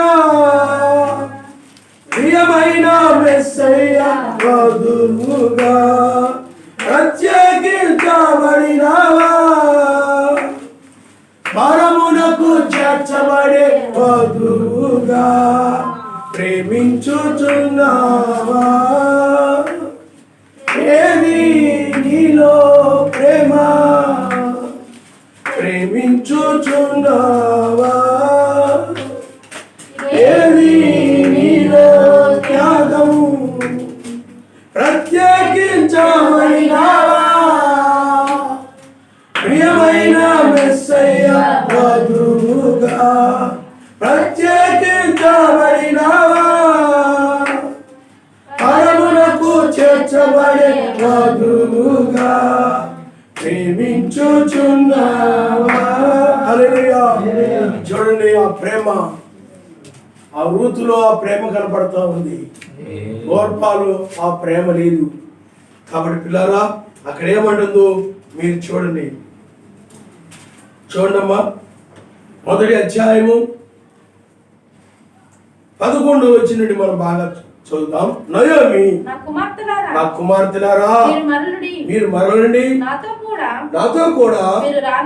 రానేలా మిమ్మల్ని పెళ్లి చేసుకొనుటకై ఇంకా కుమారులు నా గర్భమునందురా, నా కుమార్తెలారా తిరిగి వెళ్ళుడి. నేను పురుషునితో నుండలేని ముసలిదాలను నాకు నమ్మిక కలదని చెప్పి ఈ రాత్రి పురుషునితో నుండి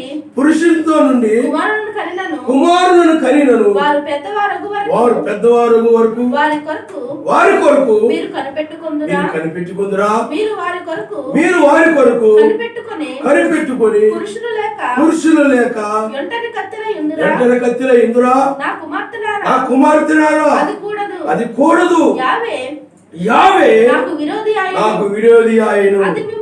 అది మిమ్మును నొప్పించినంత కంటే నన్ను మరి ఎక్కువగా నొప్పించినదని వారితో చెప్పాను. వారు ఎలుగెత్తి ఏడవగా ఓర్ప తన అత్తను ముద్దు పెట్టుకొని రూతు ఆమెను హత్తుకొనెను. చూడండి, ముద్దు పెట్టుకున్నది ఓర్ప, రూతు ఆమె హత్తుకున్నది. ఆమె ఇదిగో నీ తోటి కోడలు తన జనుల యొద్దకు తన సర్వశక్తిమంతుని యొద్దకు తిరిగిపోయినదే. నీవును నీ తోటి కోడలి వెంబడి వెళ్ళుమనెను. అందుకు రూతు, అందుకే నీవు కూడా ఓర్పాతుట వెళ్ళు, మీ దేవుళ్ళు మీ వాళ్ళు ఎవరో ఉంటారు కదా, నువ్వు వెళ్ళు అన్నప్పుడు చూడండి, నా వెంబడి రావద్దనియు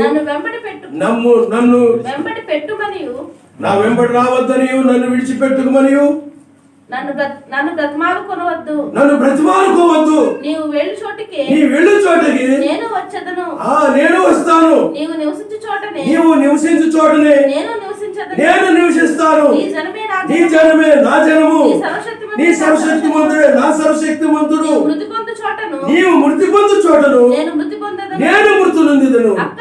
అక్కడనే పాతి పెట్టబడదను. మరణము తప్ప మరి ఏదైనను నిన్ను నన్ను ప్రత్యేకించి యావే నాకు ఎంత కీడైనను చేయునుగాక అని ఆయన హల్లెలూయా ఉరియావలి ఏమంటుంది? ఆ దావీదు వలే చెప్తుంది, నువ్వు కూడా నీ వారితో బంధువులతో భుజించు, లేదా నీ యొక్క దేవుడును లేకపోతే ఆ యొక్క అన్ని దేవతలు ఎవరో ఉంటారు వాళ్ళని ఆరాధించుకో, వాళ్ళతో జీవించు, వాళ్ళతో ఉండు, వాళ్ళతో నడువు అంటే రూతు ఏమంటుంది చెప్పండి? ఆమెను హత్తుకొని, ఆ సంఘాన్ని హత్తుకొని, అపోస్తలుల బోధన హత్తుకొని, ఆయన వాక్యాన్ని హత్తుకొని ఎవడుంది? ఆది సంఘము ఎక్కడ ఉంటుందో చూడండి, నీ వెళ్ళు చోటకి నేను వచ్చేది. ఆది సంఘము ఎక్కడికి వెళ్ళిందో, ఏ వాక్యముతో జీవించిందో అదే వాక్యముతో నేనుంటాను. ఆయన ఆది సంఘములోని ఆ యొక్క పడిపోకముందు ఉన్నారు. ఆది సంఘములో నిజమైన వారు, ఎఫెసు సంఘకాలంలో ఉన్నారు నిజమైన వారు. వారు వాక్యములో నివసించిన చోటనే నేను కూడా వాక్యములో నివసిస్తా. ఆమె యొక్క జనులే నా జనులు. వారి యొక్క సర్వశక్తివంతుడే నా సర్వశక్తివంతుడు.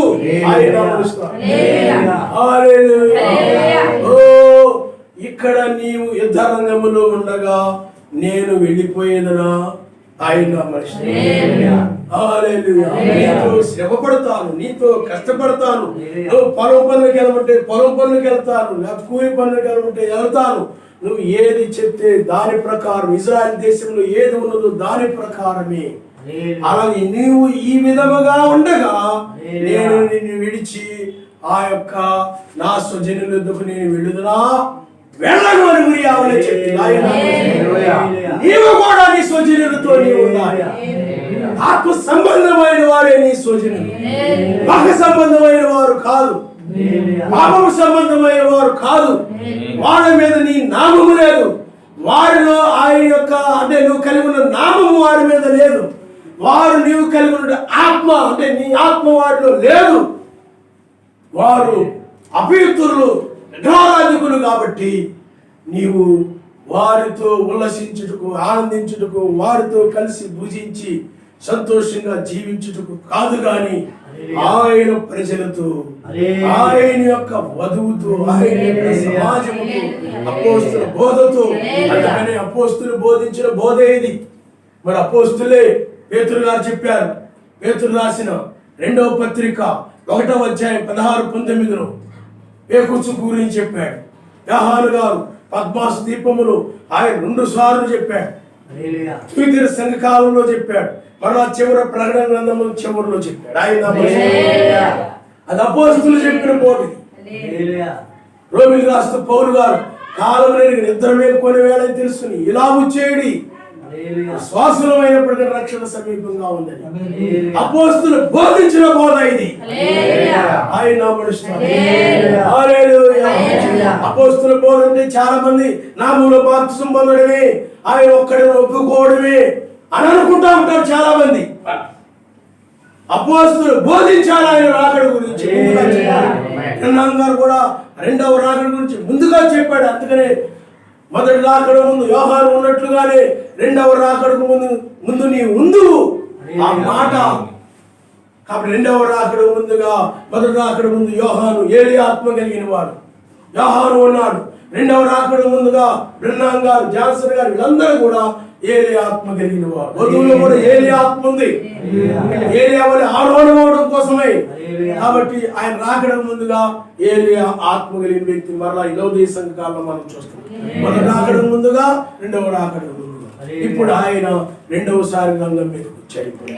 ఆయనే సమాధానకర్త, అగ్ని నేత్రములు కలిగిన వాడు, అపరంజి వంటి పాదములు కలిగిన వాడు. ఆయన యుధాపుత్ర సింహం అని గర్జిస్తుండగా 7 ఉరుములు బయలు వెడుచున్నాయి. ఆయనే సమాధానకర్త. కాబట్టి పిల్లారా అక్కడ చూడండి, ఏ విభేదము లేదు.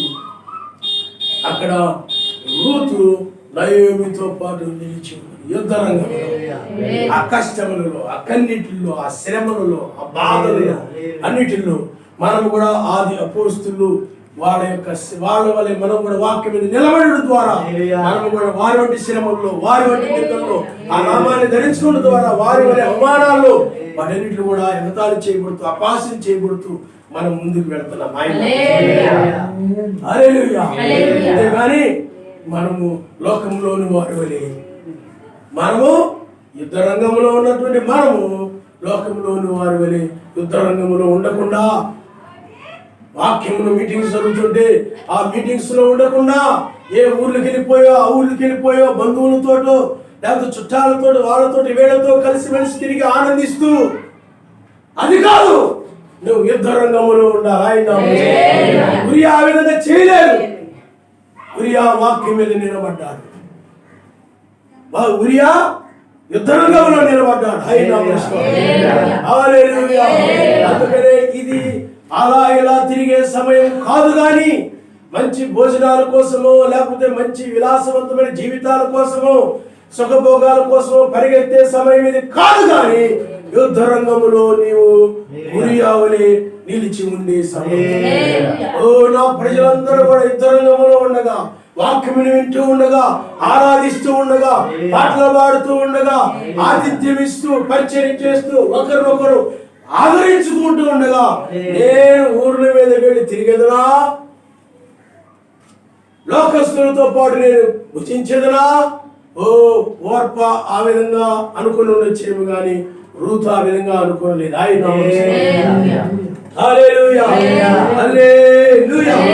కాబట్టి చూడండి, పేతురు గారు శిరసాల్లో వేయబడ్డారు.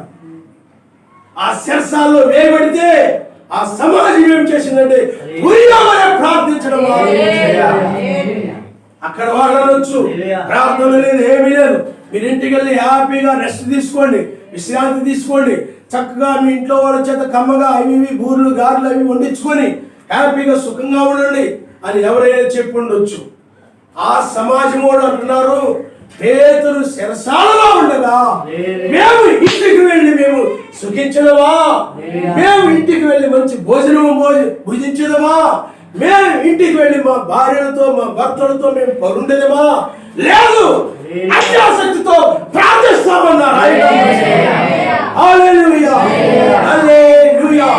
పేతురు గారు శిరసాలలో ఉన్నాడు గనక, యుద్ధ రంగంలో ఉన్నాడు గనక, ఆ యుద్ధ రంగంలో ఉన్న పేతురుతో పాటు వారు కూడా నిలిచారు ప్రార్థనాపరులుగా.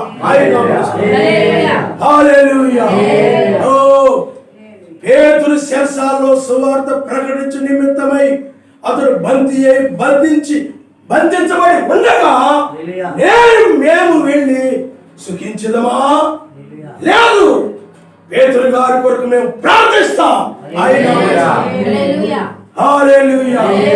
అంతేగాని పేతురు గారు శిరసాల్లో ఉండగా శుభ్రంగా పెట్టింది పీకల వరకు తిని మంచం మీద పడుకొని కాలు మీద కాలేసుకొని అలాగా మంచం మీద దొర్లుతాను అని అనుకుంటే నువ్వు నిజముగా ఉరియా వంటి వాడివి కాదు. యుద్ధ రంగంలో నువ్వు లేవు, యుద్ధానికి వెలుగులున్నావు, నువ్వు విజయం పొందలేవు, మరణము నిన్ను జయిస్తుంది, మరణాన్ని నువ్వు జయించలేవు. మరణాన్ని జయించాలంటే మరణముతో యుద్ధము చేయాలి. యుద్ధ రంగంలో నిలిస్తేనే నువ్వు మరణాన్ని జయించగలవు, ద్వేషాన్ని జయిస్తావు.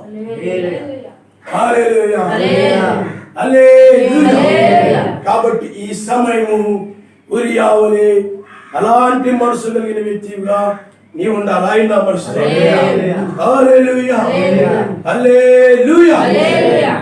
బైబిల్లో మనము అబద్ధాల గురించి మనం చూస్తున్నాం. మనము చూడండి, 1వ రాజులు 18వ అధ్యాయం,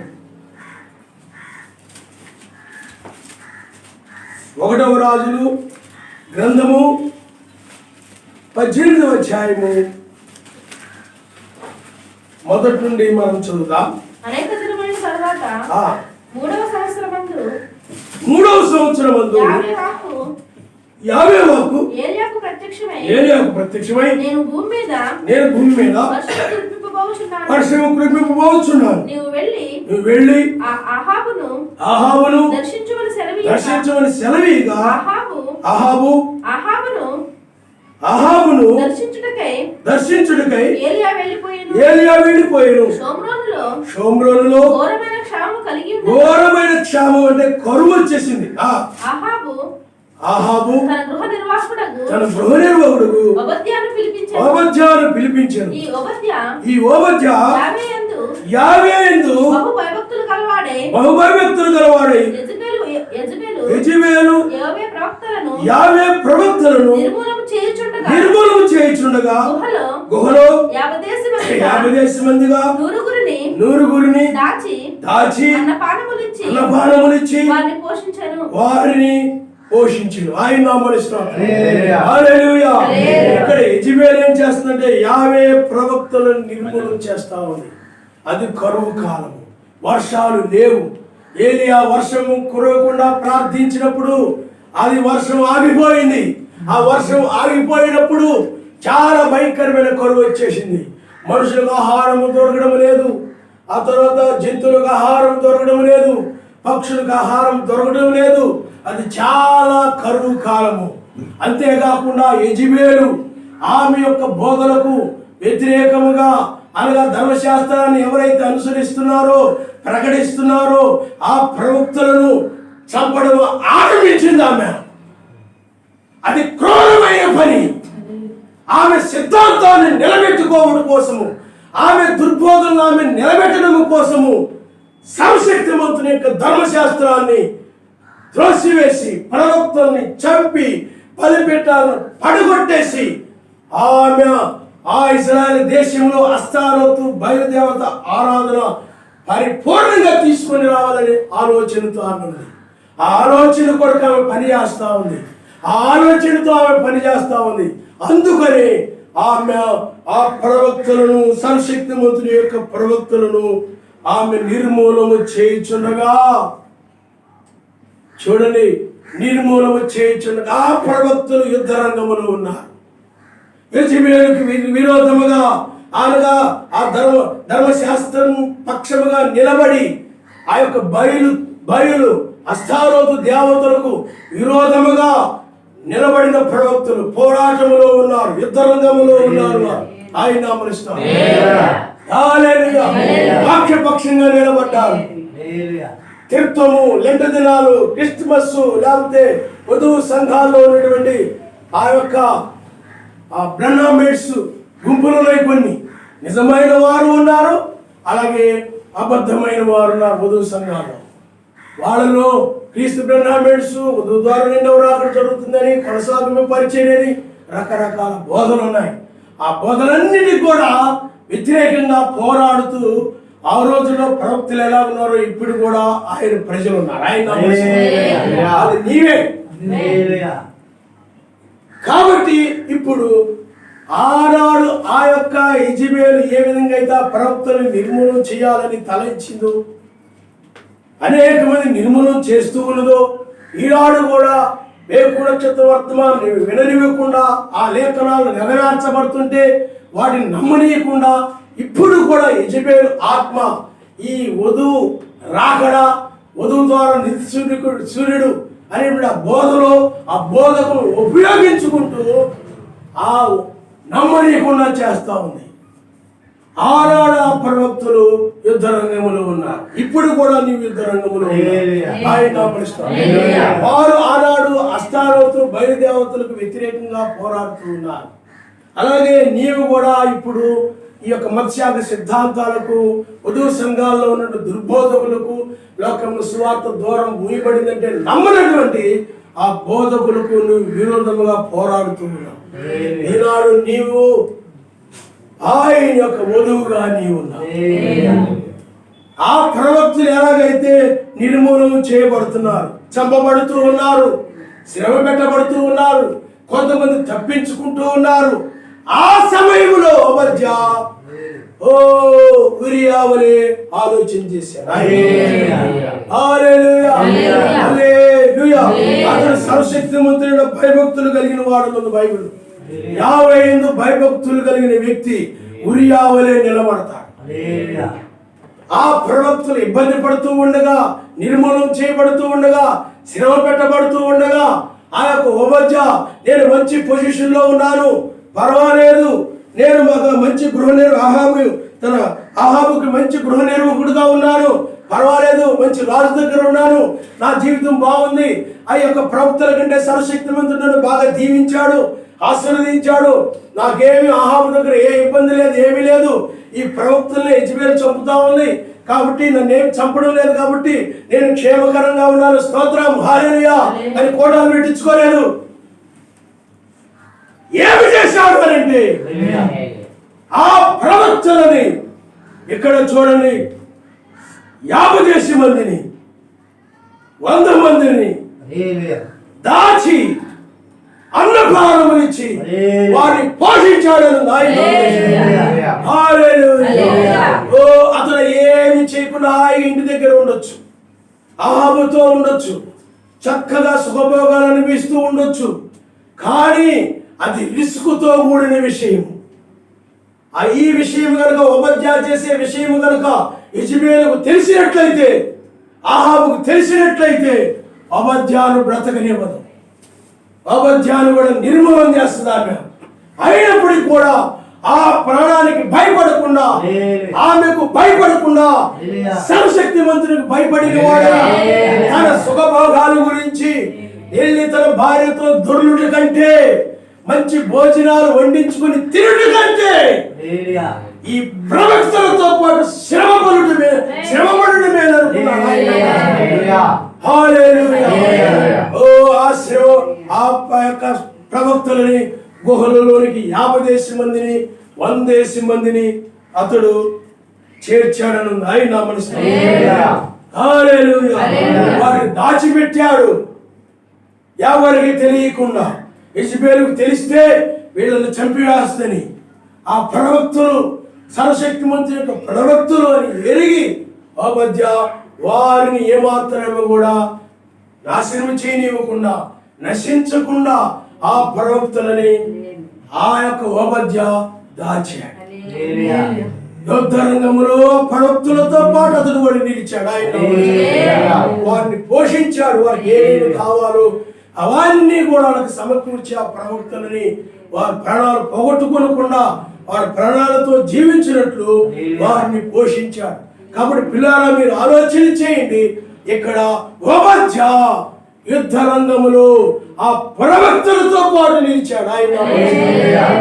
ఆయన సమాజం నిలిచి ఉన్న రీతిగానే ఆ ఊరియా ఆ యుద్ధ రంగంలో ఉన్న జనులతో నిలిచి ఉన్న రీతిగానే లోకము యొద్దకో ఇంటి యొద్దకో పరిగెత్తకుండా ఆ శ్రమ పడుచున్న ప్రజలు ఆ ప్రవక్తలు ఇంత శ్రమ పడుతూ ఉండగా, ప్రవక్తలు ఇంతగా నిర్మూలన చేయబడుతూ ఉండగా, నేను ఇంటికి వెళ్ళి భుజించేదనా, నేను ఇంటికి వెళ్ళి కారులో తిరిగేదనా, నేను ఇంటికి వెళ్ళి ఆ డూప్లెక్స్ హౌస్లో ఉంటానా, నేను ఇంటికి వెళ్ళిపోయి నా భార్యతో నేను సుఖించదునా, లేదు. ఆయన మనసు ప్రవక్తలతో పాటు నేను యుద్ధరంగంలో ఉంటాను. నీవు కూడా ఇప్పుడు అదే విధంగా నిలిచి ఉండాలి. ఈ సమయం అలాంటిదే. ఇది నీ శరీరాన్ని దాచుకునే సమయం కాదు, ఇది సుఖపరుచుకునే సమయం కాదు. నీ శరీరాన్ని హాయిగా కూర్చొని మంచంలో దొరుకుతూ సుఖపెట్టే సమయం ఇది కాదు. ఆయన కోసము, ఆయన యొక్క ప్రజల కోసము శ్రమ పడే సమయం ఇది. ఏదైనా చేస్తే ఆయన కొరకు ఇప్పుడే నువ్వు చేయాలి. ఆ తర్వాత నువ్వు చేద్దామన్నా ఇక ఈ లోకము ఉండదు, ఈ జనులు ఉండరు, కొంతమంది పాపులు ఉంటారు, కానీ వారికి సువార్త ద్వారా 1995లోనే ముగిసిపోయాయి. ఇక చేసేదేమీ లేదు. నువ్వు ఇంకా లోకములో వారికి వీరికి సువార్త ప్రకటించి ఏదో కష్టపడే తర్వాత ఇంకేమీ ఉండదు. ఒక్క యూదులకు మాత్రమే ఆ సమయం ఉంటుంది. మోషే ఏలియాల రంగం మీదకి వస్తారు. అది వారి పని, అది మన పని కాదు. ఆయన అభిషేకం కలిగిన వారు ఉన్నారు. కాబట్టి ఇప్పుడే నువ్వు ఓబద్యావలే, ఉరియావలే యుద్ధ రంగములో నిలవాలి. మరణము, ఆనాటి మరణము యెజెబెలు, ఆ బోధలు మరణపు బోధలు, ఆ బోధల చేత ఆమె అనేక మందిని చంపుతా ఉంది. ఈనాడు కూడా ఆమె అనేక బోధన, తన యొక్క బోధన ద్వారా ఈనాడు వధువు రాకడ, వధువు ద్వారా నీతి సూర్యుడు రాకడ జరుగుతున్నదనే బోధలు, అలాగే కొనసాగిన పరిచర్య, వీళ్ళ పాలనలో ఉన్నాము, ఇలాగా రకరకాల బోధనలు ఉన్నాయి. క్రీస్తు బ్రహ్మామిడ్స్ అని రకరకాల బోధనలు ఉన్నాయి. ఇవి మరణం, ఇవి యెజబెలు యొక్క బోధలు. ఇవి ఆ బోధల ద్వారా అనేక మందిని, బ్రహ్మాం గారి సంఘాలలో అనేక మందిని ఆ బోధనలు చంపివేస్తా ఉన్నాయి. అవి మరణం. ఈనాడు నీవు ఆయన పక్షముగా నిలబడాలి.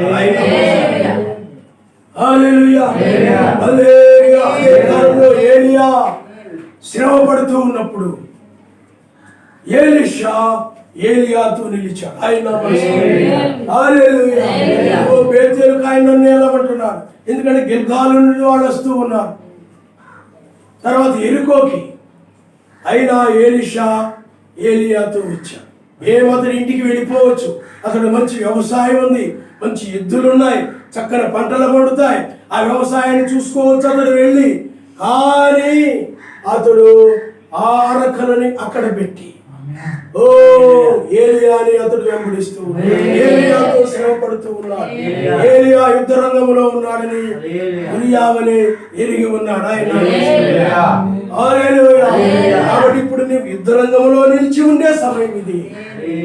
యుద్ధ రంగంలో ఉండే సమయం ఇదే. మాసిదోనియా సమాజం అనే మాసిదోనియా సమాజము వారు నిరుపేదలైనప్పటికీ కూడా వారు దాతృత్వం బహుగా ఉన్నది. మేము నిరుపేదలం కదా, మేమేం చేయగలము, మేమేం చేయలేము కదా, మాకే ఇబ్బందిగా ఉంది కదా, మాకే కష్టంగా ఉంది కదా, మేమే పేద స్థితిలో ఉన్నాం కదా, మా పరిస్థితి బాగలేదు కదా అని నిరుపేద సంఘముగా ఉన్నటువంటి ఆ మాసిదోనియా సమాజం అలాగనుకోలేదు. కానీ ఆ యుద్ధ రంగంలో శ్రమ పడుతున్న వారితో పాటు వారు కూడా శ్రమ పొందిన వారుగా ఉన్నారు. ఆయన మనిషి ఏమి వారు దొంగిలించేవారుగా గాను, దాచుకునే వారు గాను, ఏమి లేకుండా వాళ్ళు నీతి మందులకు ఏమి చేయాలో వాడు చేశారు, సర్వశక్తి మందులకు ఏమి చేయాలో వాడు చేశారు. వాడు నిజముగా ఏమాత్రం కూడా ధనాపేక్ష కలిగిన వారు కాదు. ధన వ్యామోహము కలిగిన వారు ఏం చేస్తారంటే, ఆ యొక్క బైబిల్లో మనం అననీయ సప్పీరాలు ఉన్నాయి. వారు మనకు ఆ యొక్క అపోస్తుల కార్యంలో కనపడతారు. వాళ్ళు అకుల ప్రిస్కుల వేరు, వాళ్ళు వేరు. కానీ అననీయ సప్పీరా ఉన్నారు. వాళ్ళు అందరూ తీసుకుని వచ్చి అపోస్తుల పాదం దగ్గర పెడుతూ ఉంటే వీరేం చేశారంటే కొంత దాచుకుని కొంత మాత్రమే చేశారు, పూర్తిగా చేయలేదు. అలాగా మాసిదోనియా సమాజం చేయలేదు. ఆయన యుద్ధ రంగంలో ఉన్న ఆయన బిడ్డలతో పాటు వారు కూడా శ్రమ పొందారు. ఆయన శ్రమలో వారు పాలు పొందారు. ఆ యొక్క ఉపధ్యావని ప్రార్థనలోను అన్నిటిలోనూ కూడా ఆ యొక్క పేతురు కాలంలో ఆ సమాజం అనే ఉన్నారు. కానీ నాడు మనుషులు ప్రార్థనలు మానేసి, సమాజంలోని వారు యుద్ధ రంగంలో ఉంటే ప్రార్థనలు మానేసి, పరిచర్యలు మానేసి, ఇంకా ఇవన్నీ మానేసి ఇంట్లో వాళ్ళ కుటుంబాలు, వాళ్ళు ఆదాయాలు, వ్యవసాయాలు, ఉద్యోగాలు, పదవులు, రాజకీయాలు అవి చూసుకుంటూ ఆ యొక్క సుఖపడిపోతూ లోకంలో జీవిస్తూ ఉన్నారు. కానీ ఉపధ్యావలి, ఉరియావలి యుద్ధ రంగంలో నీవున్నావు. ఆయన ఆ తర్వాత పిల్లారా, మనం తబితాను గురించి మనం చూస్తే, లేదా కొర్నేలి గురించి మనం చూసినా, కొర్నేలి సర్వశక్తివంతునిలా భయభక్తులు కలిగిన వాడు అతడు పిల్లారా ఎవరు ఏమైనా అవసరతలో ఉంటే అతడు దాన ధర్మములు చేస్తూ ఉండేవాడు. దాన ధర్మములు చేస్తూ ఉండే ఆ ధర్మ కార్యములు సర్వశక్తివంతుని సన్నిధికి చేరేయాలి. అర్థమవుతుందండి. అంతేగాని తనను గురించి తాను ఆలోచించుకోలేదు. అందుకనే సర్వశక్తివంతుడు దూతని ఆ కొర్నేలి యొద్దకు పంపించాడు. అలాగే అపోస్తలుడు పౌలు గారు ఉన్నారు. ఆ పౌలు గారు ఒకసారి ఓడ ప్రయాణం మీరు చూడండి. అపోస్తల కార్యము 28వ అధ్యాయము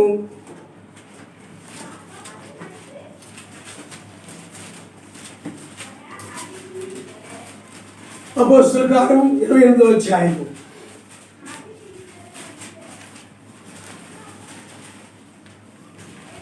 మొదటి వచనం వచనం మీరు ఒకసారి చదవండి. మేము తప్పించుకుని తర్వాత ఆ ద్వీపము వెళితే అని తెలుసుకుంటుంది. అనాగరికులకు ఆ ద్వీపవాసులు మాకు చేసిన ఉపచారము ఇంతెంత కాదు, వాడు ఎంతో పరిచయం చేశారు. వాడు ఇంతెంత కాదు అంటున్నాడు పౌలు గారు. ఎలాగనగా అప్పుడు వర్షం కురియిచు చలిగా ఉన్నందున వారు నిప్పు రాజు పెట్టి మమ్మల్ని ఆదరించి చేర్చుకున్నారు. ఆయన నామస్తోత్రం. ఎంత పరిచయం చేశారంటే ఆ యొక్క ఓడ నుండి వృద్ధులైపోయి ఒక చెక్క మీద నుండి అలాగే ఒడ్డుకొచ్చాడు పౌలు గారు. ఆ సమయంలో ఒక ద్వీపానికి వచ్చారు. ఆ ద్వీపమే మెలితే ద్వీపం. మెలితే ద్వీపం అని అంటే చుట్టూరు నీరు ఉండి ఆ మధ్యలో భూమి ఉంటుంది అనమాట. దాన్నే ద్వీపం అంటారు. ఆ ద్వీపం దగ్గరకు వచ్చిన ఆ ద్వీపంలో ఒక అనాగరికులైనటువంటి మనుషులు జీవిస్తూ ఉన్నారు. ఆ అనాగరికులైనటువంటి ఆ మనుషులు ఈ యొక్క పౌలు గారికి వచ్చినప్పుడు వర్షానికి తడిసిపోయి ఉన్నారు. ఆ చలికి ఉణుకుచున్నారు వాళ్ళు. ఎవరోలో ఏంటోలే మనకెందుకులే అనుకోలేదు వాళ్ళు. వర్షానికి తడిచిపోయి ఆ సముద్రం ఒడ్డున వాళ్ళు ఆ ద్వీపములో వణికిపోతూ ఉన్నారు. ఈనాడు మనుషులైతే అలా చూస్తూ ఉంటారు. ఎవరా ఏంటా, వేరే మనుషుల్లా ఉంది, కొత్త జంతువుల్లా ఉంది, వింత జంతువుల్లా ఉంది, అలా ఏమండి చూడండి ఏమైరావే వాళ్ళు ఎవరో చూడు అలాగా చెప్పుకుంటుంటారే తప్ప ఏమి పట్టించుకోరు. కొంతమంది గుడ్లప్పగించి చూస్తుంటారే తప్ప అక్కడ పరిస్థితిని ఆలోచించరు. అందుకనే ఆత్మ సంబంధమైన వ్యక్తి ఆలోచన వేరుగా ఉంటుంది, శరీర సంబంధమైన వ్యక్తుల ఆలోచనగా వేరుగా ఉంటుంది. శరీర సంబంధమైన మనుషులైనట్లయితే ఇదేదో జంతువులు అన్నట్టుగా, కొత్త మనుషులు అన్నట్టుగా, వేరే ప్రాంత మనుషులు అన్నట్టుగా ఎందుకు వచ్చారో ఏమిటో ఇలాగ ఆలోచిస్తుంటారు. ఆత్మ సంబంధమైన మనిషి అక్కడ వాళ్ళ పరిస్థితిని అర్థం చేసుకుంటారు. ఆ పరిస్థితిని చూస్తారు. అయ్యో వాళ్ళు ఎవరో చలికి వణికిపోతున్నారే, వర్షంలో తడిచిపోతున్నారే, చాలా ఇబ్బంది, అంటే కష్టాన్ని చూస్తారు, శ్రమను చూస్తారు. వాళ్ళు ఆత్మ సంబంధమైన మనిషి అంటే పైరూపాన్ని చూడరు. వాళ్ళు ఎందుకంటే మన యొక్క నాగరికత వేరు. ఆ నాగరికత వేరే నాగరికత, వేరే మనుషులు వాళ్ళు ఏదైనా చేయడానికి వచ్చారో ఏమిటో అలా కాదు. కానీ వాళ్ళు దాన్ని ఆలోచిస్తున్నారు. ఏమిటంటే వీరు ఒడిగిపోతా ఉన్నారు. కాబట్టి వారు ఏం చేశారంటే కొన్ని పొలాలు తీసుకొని వచ్చి నిప్పు రాజబెట్టి వాళ్ళు మమ్మల్ని అందరినీ చేర్చుకుని ఆయన చూడండి. ఆ చలికి వణుకుతూ ఉన్నప్పుడు, ఆ వర్షానికి తడిచిపోయి వణుకుతూ ఉన్నప్పుడు చూస్తూ ఉండలేదు. వాళ్ళ సంగతి మనకెందుకులే అన్నట్టుగా ఏదో ఇంకోటి ఆలోచిస్తారో లేరు. నిప్పు రాజబెట్టి కొన్ని పొలాలు తీసుకుని వచ్చి ఆ యొక్క మంట వెలిగించి మీరు కూడా రండి, ఇక్కడ ఈ నిప్పు దగ్గర మీరు రండి, చలి కాచుకోండి, ఆయన చేర్చుకున్నారు. ఆయన అప్పుడు పౌలు మోపిడి పుల్లలేని నిప్పుల మీద వేయగా ఒక సర్పము కాకుకు బయటకు వచ్చి అతని చేయి పట్టెను. చూడండి, పౌలు గారు ఏం చేశారంటే ఆ మంట ఆరిపోతూ ఉన్నందువలన కొన్ని పుల్లలు తీసుకుని వచ్చి ఆ యొక్క మంట మీద వేయాలనుకున్నాడు. ఆ పుల్లలు తీసుకొస్తూ ఉన్నప్పుడు ఆ పుల్లలో ఒక సర్పం ఉంది. ఆ యొక్క అది మంటల మీద వేసినప్పుడు అది కాకకు బయటకు వచ్చేసి, అదేంటి అంటే వేడికి బయటకు వచ్చి ఆ మంటకు బయటకు వచ్చేసి అది పేతురు గారి ఆ యొక్క పౌలు గారి యొక్క చేతిని పట్టేసింది. అప్పుడు ఆ ద్వీపవాసులు ఆ జంతువు అతని చేతిని వేలాడు చూచినప్పుడు నిశ్చయముగా ఈ మనుషుడు నరహంతకుడు, ఇతడు సముద్రంలో తప్పించుకొనినను న్యాయమాతని బ్రతకనీయదని తమలో తాము చెప్పుకుని, ఇతడెవడో నరహంతకుడు, ఇతడెవడో చెడ్డ వ్యక్తి, అందుకనే న్యాయ దేవత వీరు నరహంతకులు కాబట్టే సముద్రం నుండి ప్రాణాపాయం నుండి తప్పించుకున్నప్పటికీ కూడా న్యాయ దేవత ఇతడు బ్రతకనివ్వదు, వీరు నరహంతకులు. అందుకనే ఆ సర్పం రూపంలో వచ్చి ఈ పౌలు గారిని కాటి వేస్త పట్టేసుకుందా న్యాయ దేవత. వీళ్ళని బ్రతకనివ్వదని వాళ్ళు చెప్పుకుంటూ ఉన్నారు. అప్పుడు అతడైతే ఆ విష జంతువును అగ్నిలో జాడ విడిచి ఏ హాని పొందలేదు. ఓ ఆ నీతిమంతుడిని, ఆ యొక్క అపోస్తలుడైన పౌలు గారిని ఆ సర్పం ఏమీ చేయలేకపోయింది. ఒక్క విషయాన్ని మీరు గమనించాలి, ఆ సర్పం అనగా మరణం. పౌలు గారు మరణాన్ని జయించాడు.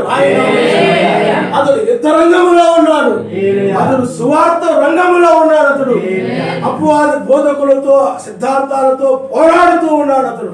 అందుకనే మన పోరాటం ఎప్పుడు కూడా మనుషులతో కాదు గాని వారి యొక్క చెడ్డ క్రియల మీదనే, వారి సిద్ధాంతాల మీదనే. అందుకని మనుషులది ఏమీ లేదు, వారు ఉపయోగించుకునేటువంటి దయ్యం మీదనే మన యుద్ధం. నిన్ను మోసం చేయాలి, నిన్ను లోకంలో లాగాలని పోరాడుతున్న నీ శరీరం మీదనే యుద్ధం. పరిశుద్ధాత్మ చివరి యుద్ధము నీ శరీరం మీదనే. కడపడ నశింపజేయబడి శత్రువు మరణం. అక్కడ పౌలు గారు వాక్యం మీద నిలబడిన వ్యక్తిగా ఉన్నారు. మరణం మాత్రం ఏమి చేయలేకపోయింది. ఆ సర్పం కాటి వేసినప్పటికీ వాళ్ళు అనుకున్నారు న్యాయదేవత ఇతడిని బ్రతకనివ్వదు, ఇతడు చనిపోతాడేమో, ఆ సర్పం కరిచింది కదా, ఆ శరీరం రంగు మారిపోతేమో, అతని నోట్లో నుండి నురుగు వచ్చి చచ్చిపోతాడేమో, పడిపోతాడేమో అని చూస్తూ ఉన్నారు. కానీ అతను ఏ హాని పొందలేదు. ఆయన సర్పములు ఏ హాని చేయవు, జంతువులు ఏ హాని చేయవు. ఆయన నీ పక్షముగా ఉండగా అగ్ని ఏ హాని చేయదు, సింహాలు ఏ హాని చేయలేదు. ఆయన మనం సేవించున్నవాడు ఈనాడు కూడా ఆయన నిన్న నేడు నిరంతరము ఏకరీతిగా ఉండేవాడు. అప్పుడు బలవంతుడుగా ఉండి ఇప్పుడు బలహీనుడుగా లేడు. ఇప్పుడు కూడా ఆయన ఆ విధంగా చేయగలిగిన వాడు. విశ్వసించినట్లయితే విశ్వాసము ద్వారానే మరణాన్ని జయించగలుగుతారు. అందుకే నీ విశ్వాసమే నిన్ను స్వస్థపరిచిందని చెప్పాడు, నీ విశ్వాసమే మరణాన్ని జయించిందని చెప్పాడు ఆయన. చావు బ్రతుకుల మధ్య ఉన్నటువంటి ఆ శతాధిపతి యొక్క సేవకుడు విశ్వాసం ద్వారానే మరణాన్ని జయించి అతడు మరలా మృతి చెందాడు. కానీ నీ యొక్క విశ్వాసం ఈ చివరి కాలంలో విశ్వాసం, అప్పటి విశ్వాసం కంటే ఇది గొప్ప విశ్వాసం. ఎందుకనంటే ఇది మరణాన్ని జయించే విశ్వాసం. ఎన్నడూ నువ్వు మరణించు ఆయన మనిషితో. అదే మనకు కావాలి. అతడు ఆ విష జంతువును అగ్నిలో జాడ విడిచి ఏ హాని పొందలేదు. వారు అతని శరీరం వాచును లేక అతడు అకస్మాత్తుగా పడిచూచును అని కనిపెట్టుచుండిరి. చాలాసేపు కనిపెట్టిన తరువాత అతను ఏ హాని కనుక్కున్నాడు చూచి, కొంతమంది ఉంటారు అనుమానం వాళ్ళు ఉంటారు, వాళ్ళ ఆలోచనలో వాళ్ళు అలా ఊహించుకొని మాట్లాడేవాళ్ళు ఉంటారు, అనుకునేవాళ్ళు ఉంటారు. ఇతను ఇలా చేశాడు కాబట్టి చూద్దాం, చెయ్యి వాసిపోద్దేమో, ఉబ్బుతుందేమో, చచ్చిపోతాడేమో చూద్దాం, అలాగెలాగని కనిపెట్టేవాళ్ళు ఉన్నారు. అలా ఈ రోజుల్లో ఎలా ఉన్నారు, విశ్వాసాన్ని కోల్పోయి అవిశ్వాసంతో నిజంగా విశ్వాసం అయినట్లయితే లేదు అతడు సర్పము కరిచినను అతడు మన తిరిగి బ్రతుకుతాడు, అతడు చావడు అని నమ్ముతాడు. కానీ అవిశ్వాసం ఏం చేస్తాడు చెప్పండి, వాసునేమో చచ్చిపోతాడేమో ఎలా అనుకుంటుంటారు. వాళ్ళకి ఎప్పుడు కూడా ఈ నెగటివ్ ఆలోచనలు వస్తుంటారు. ఎవరికైనా జ్వరం వచ్చినా నేను చచ్చిపోతానేమో, నేను బతకనేమో, నేను ఉండనేమో, ఇంకా పిల్లలను జాగ్రత్త చూసుకో, నీ కుటుంబాన్ని జాగ్రత్త చూసుకో, నేను ఉండకపోవచ్చు, నేను బతకపోవచ్చు, ఎక్కడికో వెళ్ళిపోతాడు. అవిశ్వాసి. విశ్వాసి ఏ హాని చేయదని, ఏమి వాయిదని, అది నా మరణాన్ని నన్ను మరణింపు చేయదని ధైర్యముతో అతడు ఉంటాడు. ఆయన అనుమానముతో ఉండడు, గిలిగా ఉండడు. అదే గిలితో ఉండిపోతున్నారు కొంతమంది. మెస్సే జ్ఞాపకం రాదు, జ్వరం వచ్చిందంటే దాని గురించి ఆలోచిస్తూ పడుకుని పోతూ ఉంటాడు. ఇంకా అదే ఏది చెప్పినా కానీ ఆ జ్వరాన్ని సాగు చెప్పేస్తాడు. ఏది చెప్పినా కానీ మా నీరసం ఉందంటాడు, ఏమి చెప్పినా కానీ అమ్మ ఒళ్ళు నొప్పి ఉందంటాడు. కారణం ఏమిటి? ఆ గిరిలో, ఆ వలలో, ఆ వలయంలో జీవిస్తుంటాడు అతడు. అవిశ్వాస వలయంలో ఉంటాడు. విశ్వాసం అనే వలయంలోకి వచ్చినప్పుడు ఏముందో చెప్పు, అది ఏమి నన్ను చేయదు, నేను వెళతాను. ఈ అనారోగ్యం నన్ను ఏం చేయదు, బలహీనత నన్ను ఏం చేయదు, ఇదేమి నన్ను ఏం చేయదు అని ముందుకెళ్ళిపోతుంటాడు ఆయన. విశ్వాసి మంచానికి అతుక్కుపోతాడు, విశ్వాసి మంచం మీద నిలుస్తాడు ఆయన మనుషులు.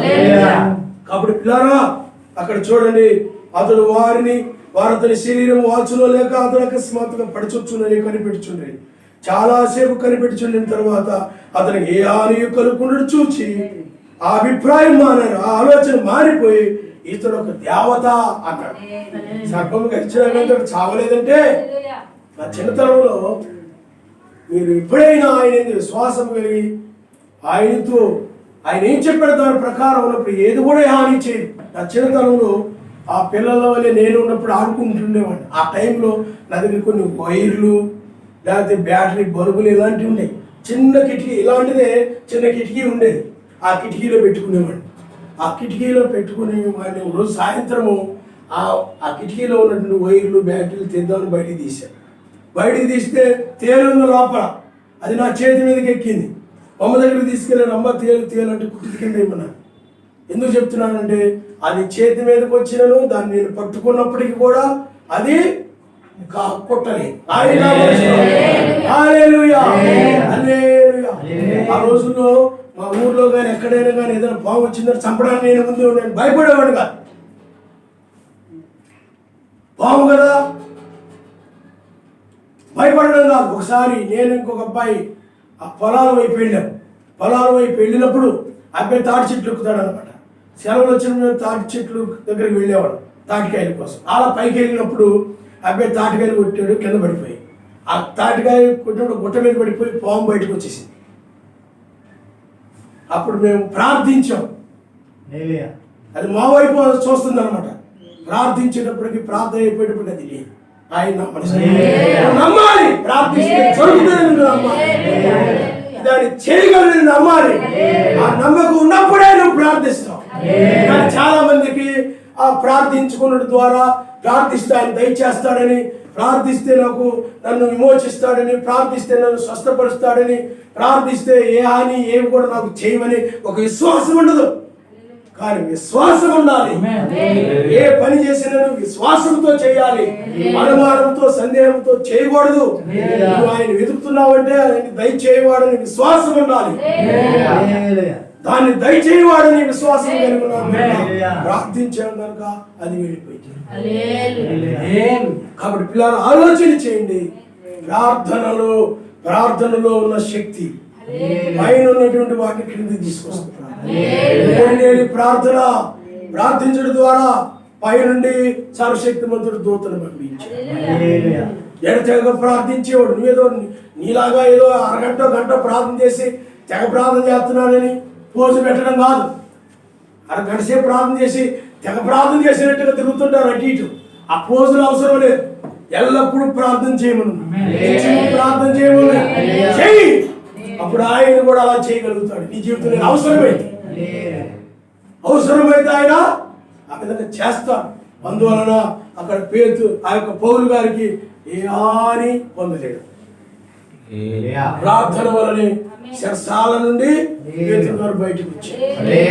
ఆనాడు ఆయన చేసిన రీతికి ఇప్పుడు కూడా చేయగలడు. నీకు నమ్మకం ఆయన వధువు వెలుగు. ఆ నమ్మకమే నీ లేకపోతే ఈ శరీరం అనేది కూడా ఈ శరీరం నుండి నువ్వు బయటికి రాలేదు. ఈ శరసాలనే శరీరం దీని నుండి నువ్వు బయటికి రాలేదు. ప్రార్థన ద్వారానే బయటకు వస్తుంది. ప్రార్థన ద్వారానే శరీరం మారుతుంది. ప్రార్థన ద్వారానే, ఎందుకంటే వాక్యంలో విశ్వాసం కలుగుతుంది. విశ్వాసం కలిగి నువ్వు ప్రార్థించడం ద్వారా పొందుకోగలుగుతావు. వినడం వేరు, పొందుకోవడం వేరు. చాలా మంది వింటారు కానీ ఇంటికి వెళ్ళిపోయి ఆ పనుల్లో పడిపోయి మర్చిపోతారు. ప్రార్థన ఉండదు. అందుకని వినడమే వాడు వంతు, పొందుకోవడం ఉండదు. ప్రార్థించేవారు విన్నదాన్ని పొందుకుంటారు. నీతి సమాధాన పరిశుద్ధాత్మ ఆనందం అని ఆయన రాజ్యమైన వింటారు చాలా మంది. దాన్ని పొందుకునేది ప్రార్థించేవారు మాత్రమే.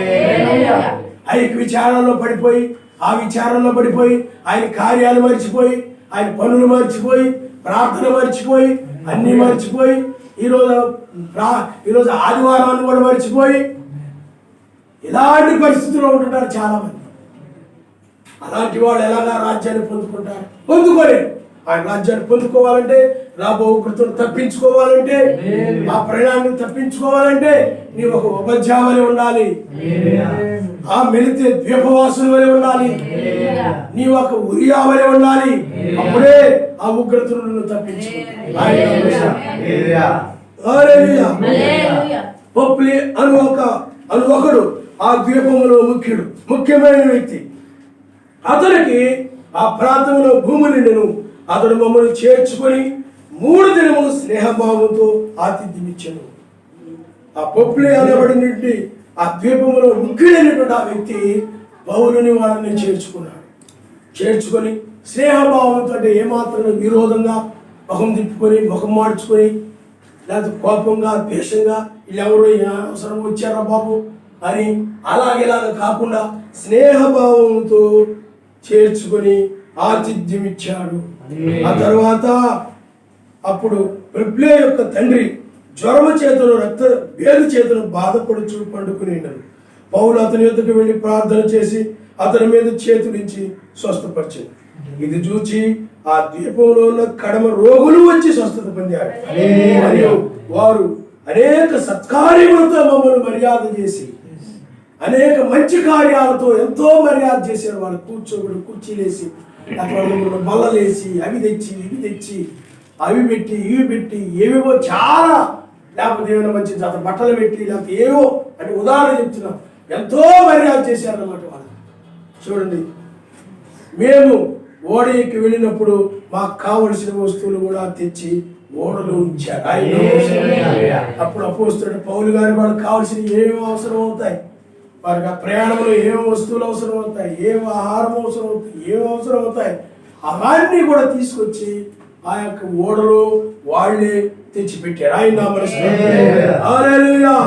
అందుకే మేము ఓడ ఎక్కి వెళ్ళినప్పుడు మాకు కావలసిన వస్తువులు తెచ్చి ఓడలో ఉంచి, పౌలు గారు మోసుకున్నారని ఓడలో ఉంచారు వాళ్ళు తీసుకొచ్చి. ఆయన కాబట్టి ఇక్కడ ఏమిటి మనం గ్రహించాల్సిన విషయం ఏమిటంటే, ఆ యొక్క పౌలు గారు ఆ శ్రమలో, ఆ యొక్క సువార్త నిమిత్తమై ఆ చలిలో వర్షంలో వణుకుతూ ఉన్నప్పుడు, వారు ఇలాగ ఈ మనిషి వణుకుతూ ఉన్నప్పుడు మన ఇళ్ళకి వెళ్ళి మనం సుఖించదమా? లేదు. అతనికి ఒక మంటను మనం వేద్దాం. అతడు చలిని కాసుకుంటాడు. ఆయన మనిషి పౌలు యొక్క శ్రమలో వారి పాడు భాగస్తులయ్యారు. అతడు శ్రమ పడుచుండగానే మేము సుఖించదమా? లేదు. ఆ యొక్క పౌలు యొక్క శ్రమల్లో వాడు పాడు భాగస్తులయ్యారు. చివరి కాలంలో నీవు కూడా ఆ యొక్క ఊరియా వలె వారు శ్రమ పడుచుండగా నేను సుఖించదునా? వారు పేదవారైపోయి తినుటకు ఆకలి దప్పులతోనూ వస్త్రములు లేకుండా రోగులుగాను ఉండగా, వారంతా సువార్త నిమిత్తం ఎంత శ్రమ పడుతూ ఉండగా, నేను వెళ్ళి ఆ ఏసీ గదిలో, ఏసీ రూములో ఆ కుటుంబంతో, నా పిల్లలతో నేను సుఖముగా ఉండేదినా? లేదు. ఆయన వారి యొక్క శ్రమలో, యుద్ధరంగంలో ఉన్న వారి యొక్క శ్రమల్లో నేను పాల్గొని వారి గుడారంలో నేను కూడా నివసిస్తాను. వారు ఏమి తింటారో నేను తింటాను. వాళ్ళు ఏదైనా సైనికులు ఏదైనా దెబ్బ తగిలినప్పుడు, రోగి అయినప్పుడు వాళ్ళకి నేను పరామర్శిస్తాను. వాళ్ళ యొక్క అవసరాల్లో పాలు పొందుతాను. ఆ విధంగా ఉండడానికి ఊరియా ఇష్టపడ్డాడు. అంతేగాని ఆ యుద్ధంలో వాళ్ళు చేశారు, ఆ యుద్ధంలో విజయం పొందితే వాళ్ళకి రాని, నాకెందుకులే, వాళ్ళు పడే బాధలు ఏదో పడనియ్యి, వాళ్ళ మీటింగ్లు పెట్టుకుంటే పెట్టుకోనివ్వండి, పాటలు పాడుకుంటే పాడుకోనివ్వండి, ఆతిథ్యం ఇస్తే ఇవ్వనివ్వండి, వాళ్ళు ఎలా యుద్ధ రంగంలో బాధలు, ఇబ్బందులు, శ్రమలు, రోగాలు, పేదరికం ఎన్ని పడితే పడనివ్వండి, నాకెందుకులే, నేను వెళ్ళి ఆయన చక్కగా నా భార్య వండినటువంటి వాటిని చక్కగా వండించుకొని తిని, బాగా పీకల వరకు తిని, బ్రేవని తేపుతూ, నేను నా భార్యతో సుఖించుచు, నా పిల్లలతో నేను ఆడుకుంటూ, లేకపోతే ఎక్కడికి వెళ్ళి బీచ్లకి, పార్కులకి, వాటికి ఇటుకి వెళ్ళిపోయి తిరుగుతూ యుద్ధ రంగంలో ఉండకుండా ఆ విధంగా నేను చేయదునా? లేదు. యుద్ధ రంగంలో మనం ఉన్నాం. అపోస్తలుడైన పౌలు యుద్ధ రంగంలో ఉన్నాడు. ఆ మిలితే ద్వీపవాసులు కూడా యుద్ధ రంగంలోకి వచ్చారు. ఆయన వాళ్ళ పరుపులని విడిచిపెట్టేసి, వాళ్ళ యొక్క సుఖభోగాలను వదిలిపెట్టేసి, వాళ్ళ గృహాలు వదిలిపెట్టేసి అపోస్తలుడు పౌలు దగ్గరకు వాడు వచ్చారు. ఆయన మనము కూడా ఆ యొక్క యుద్ధ రంగంలో ఉన్న సహోదరి సహోదరులు, సమాజంలో వారితో పాటు ఆ యొక్క ఉరియావలి నీవు కూడా నిలబడాలి. ఆయన ఉంచుకోండి, మనం ప్రార్థన చేసుకోవాలి.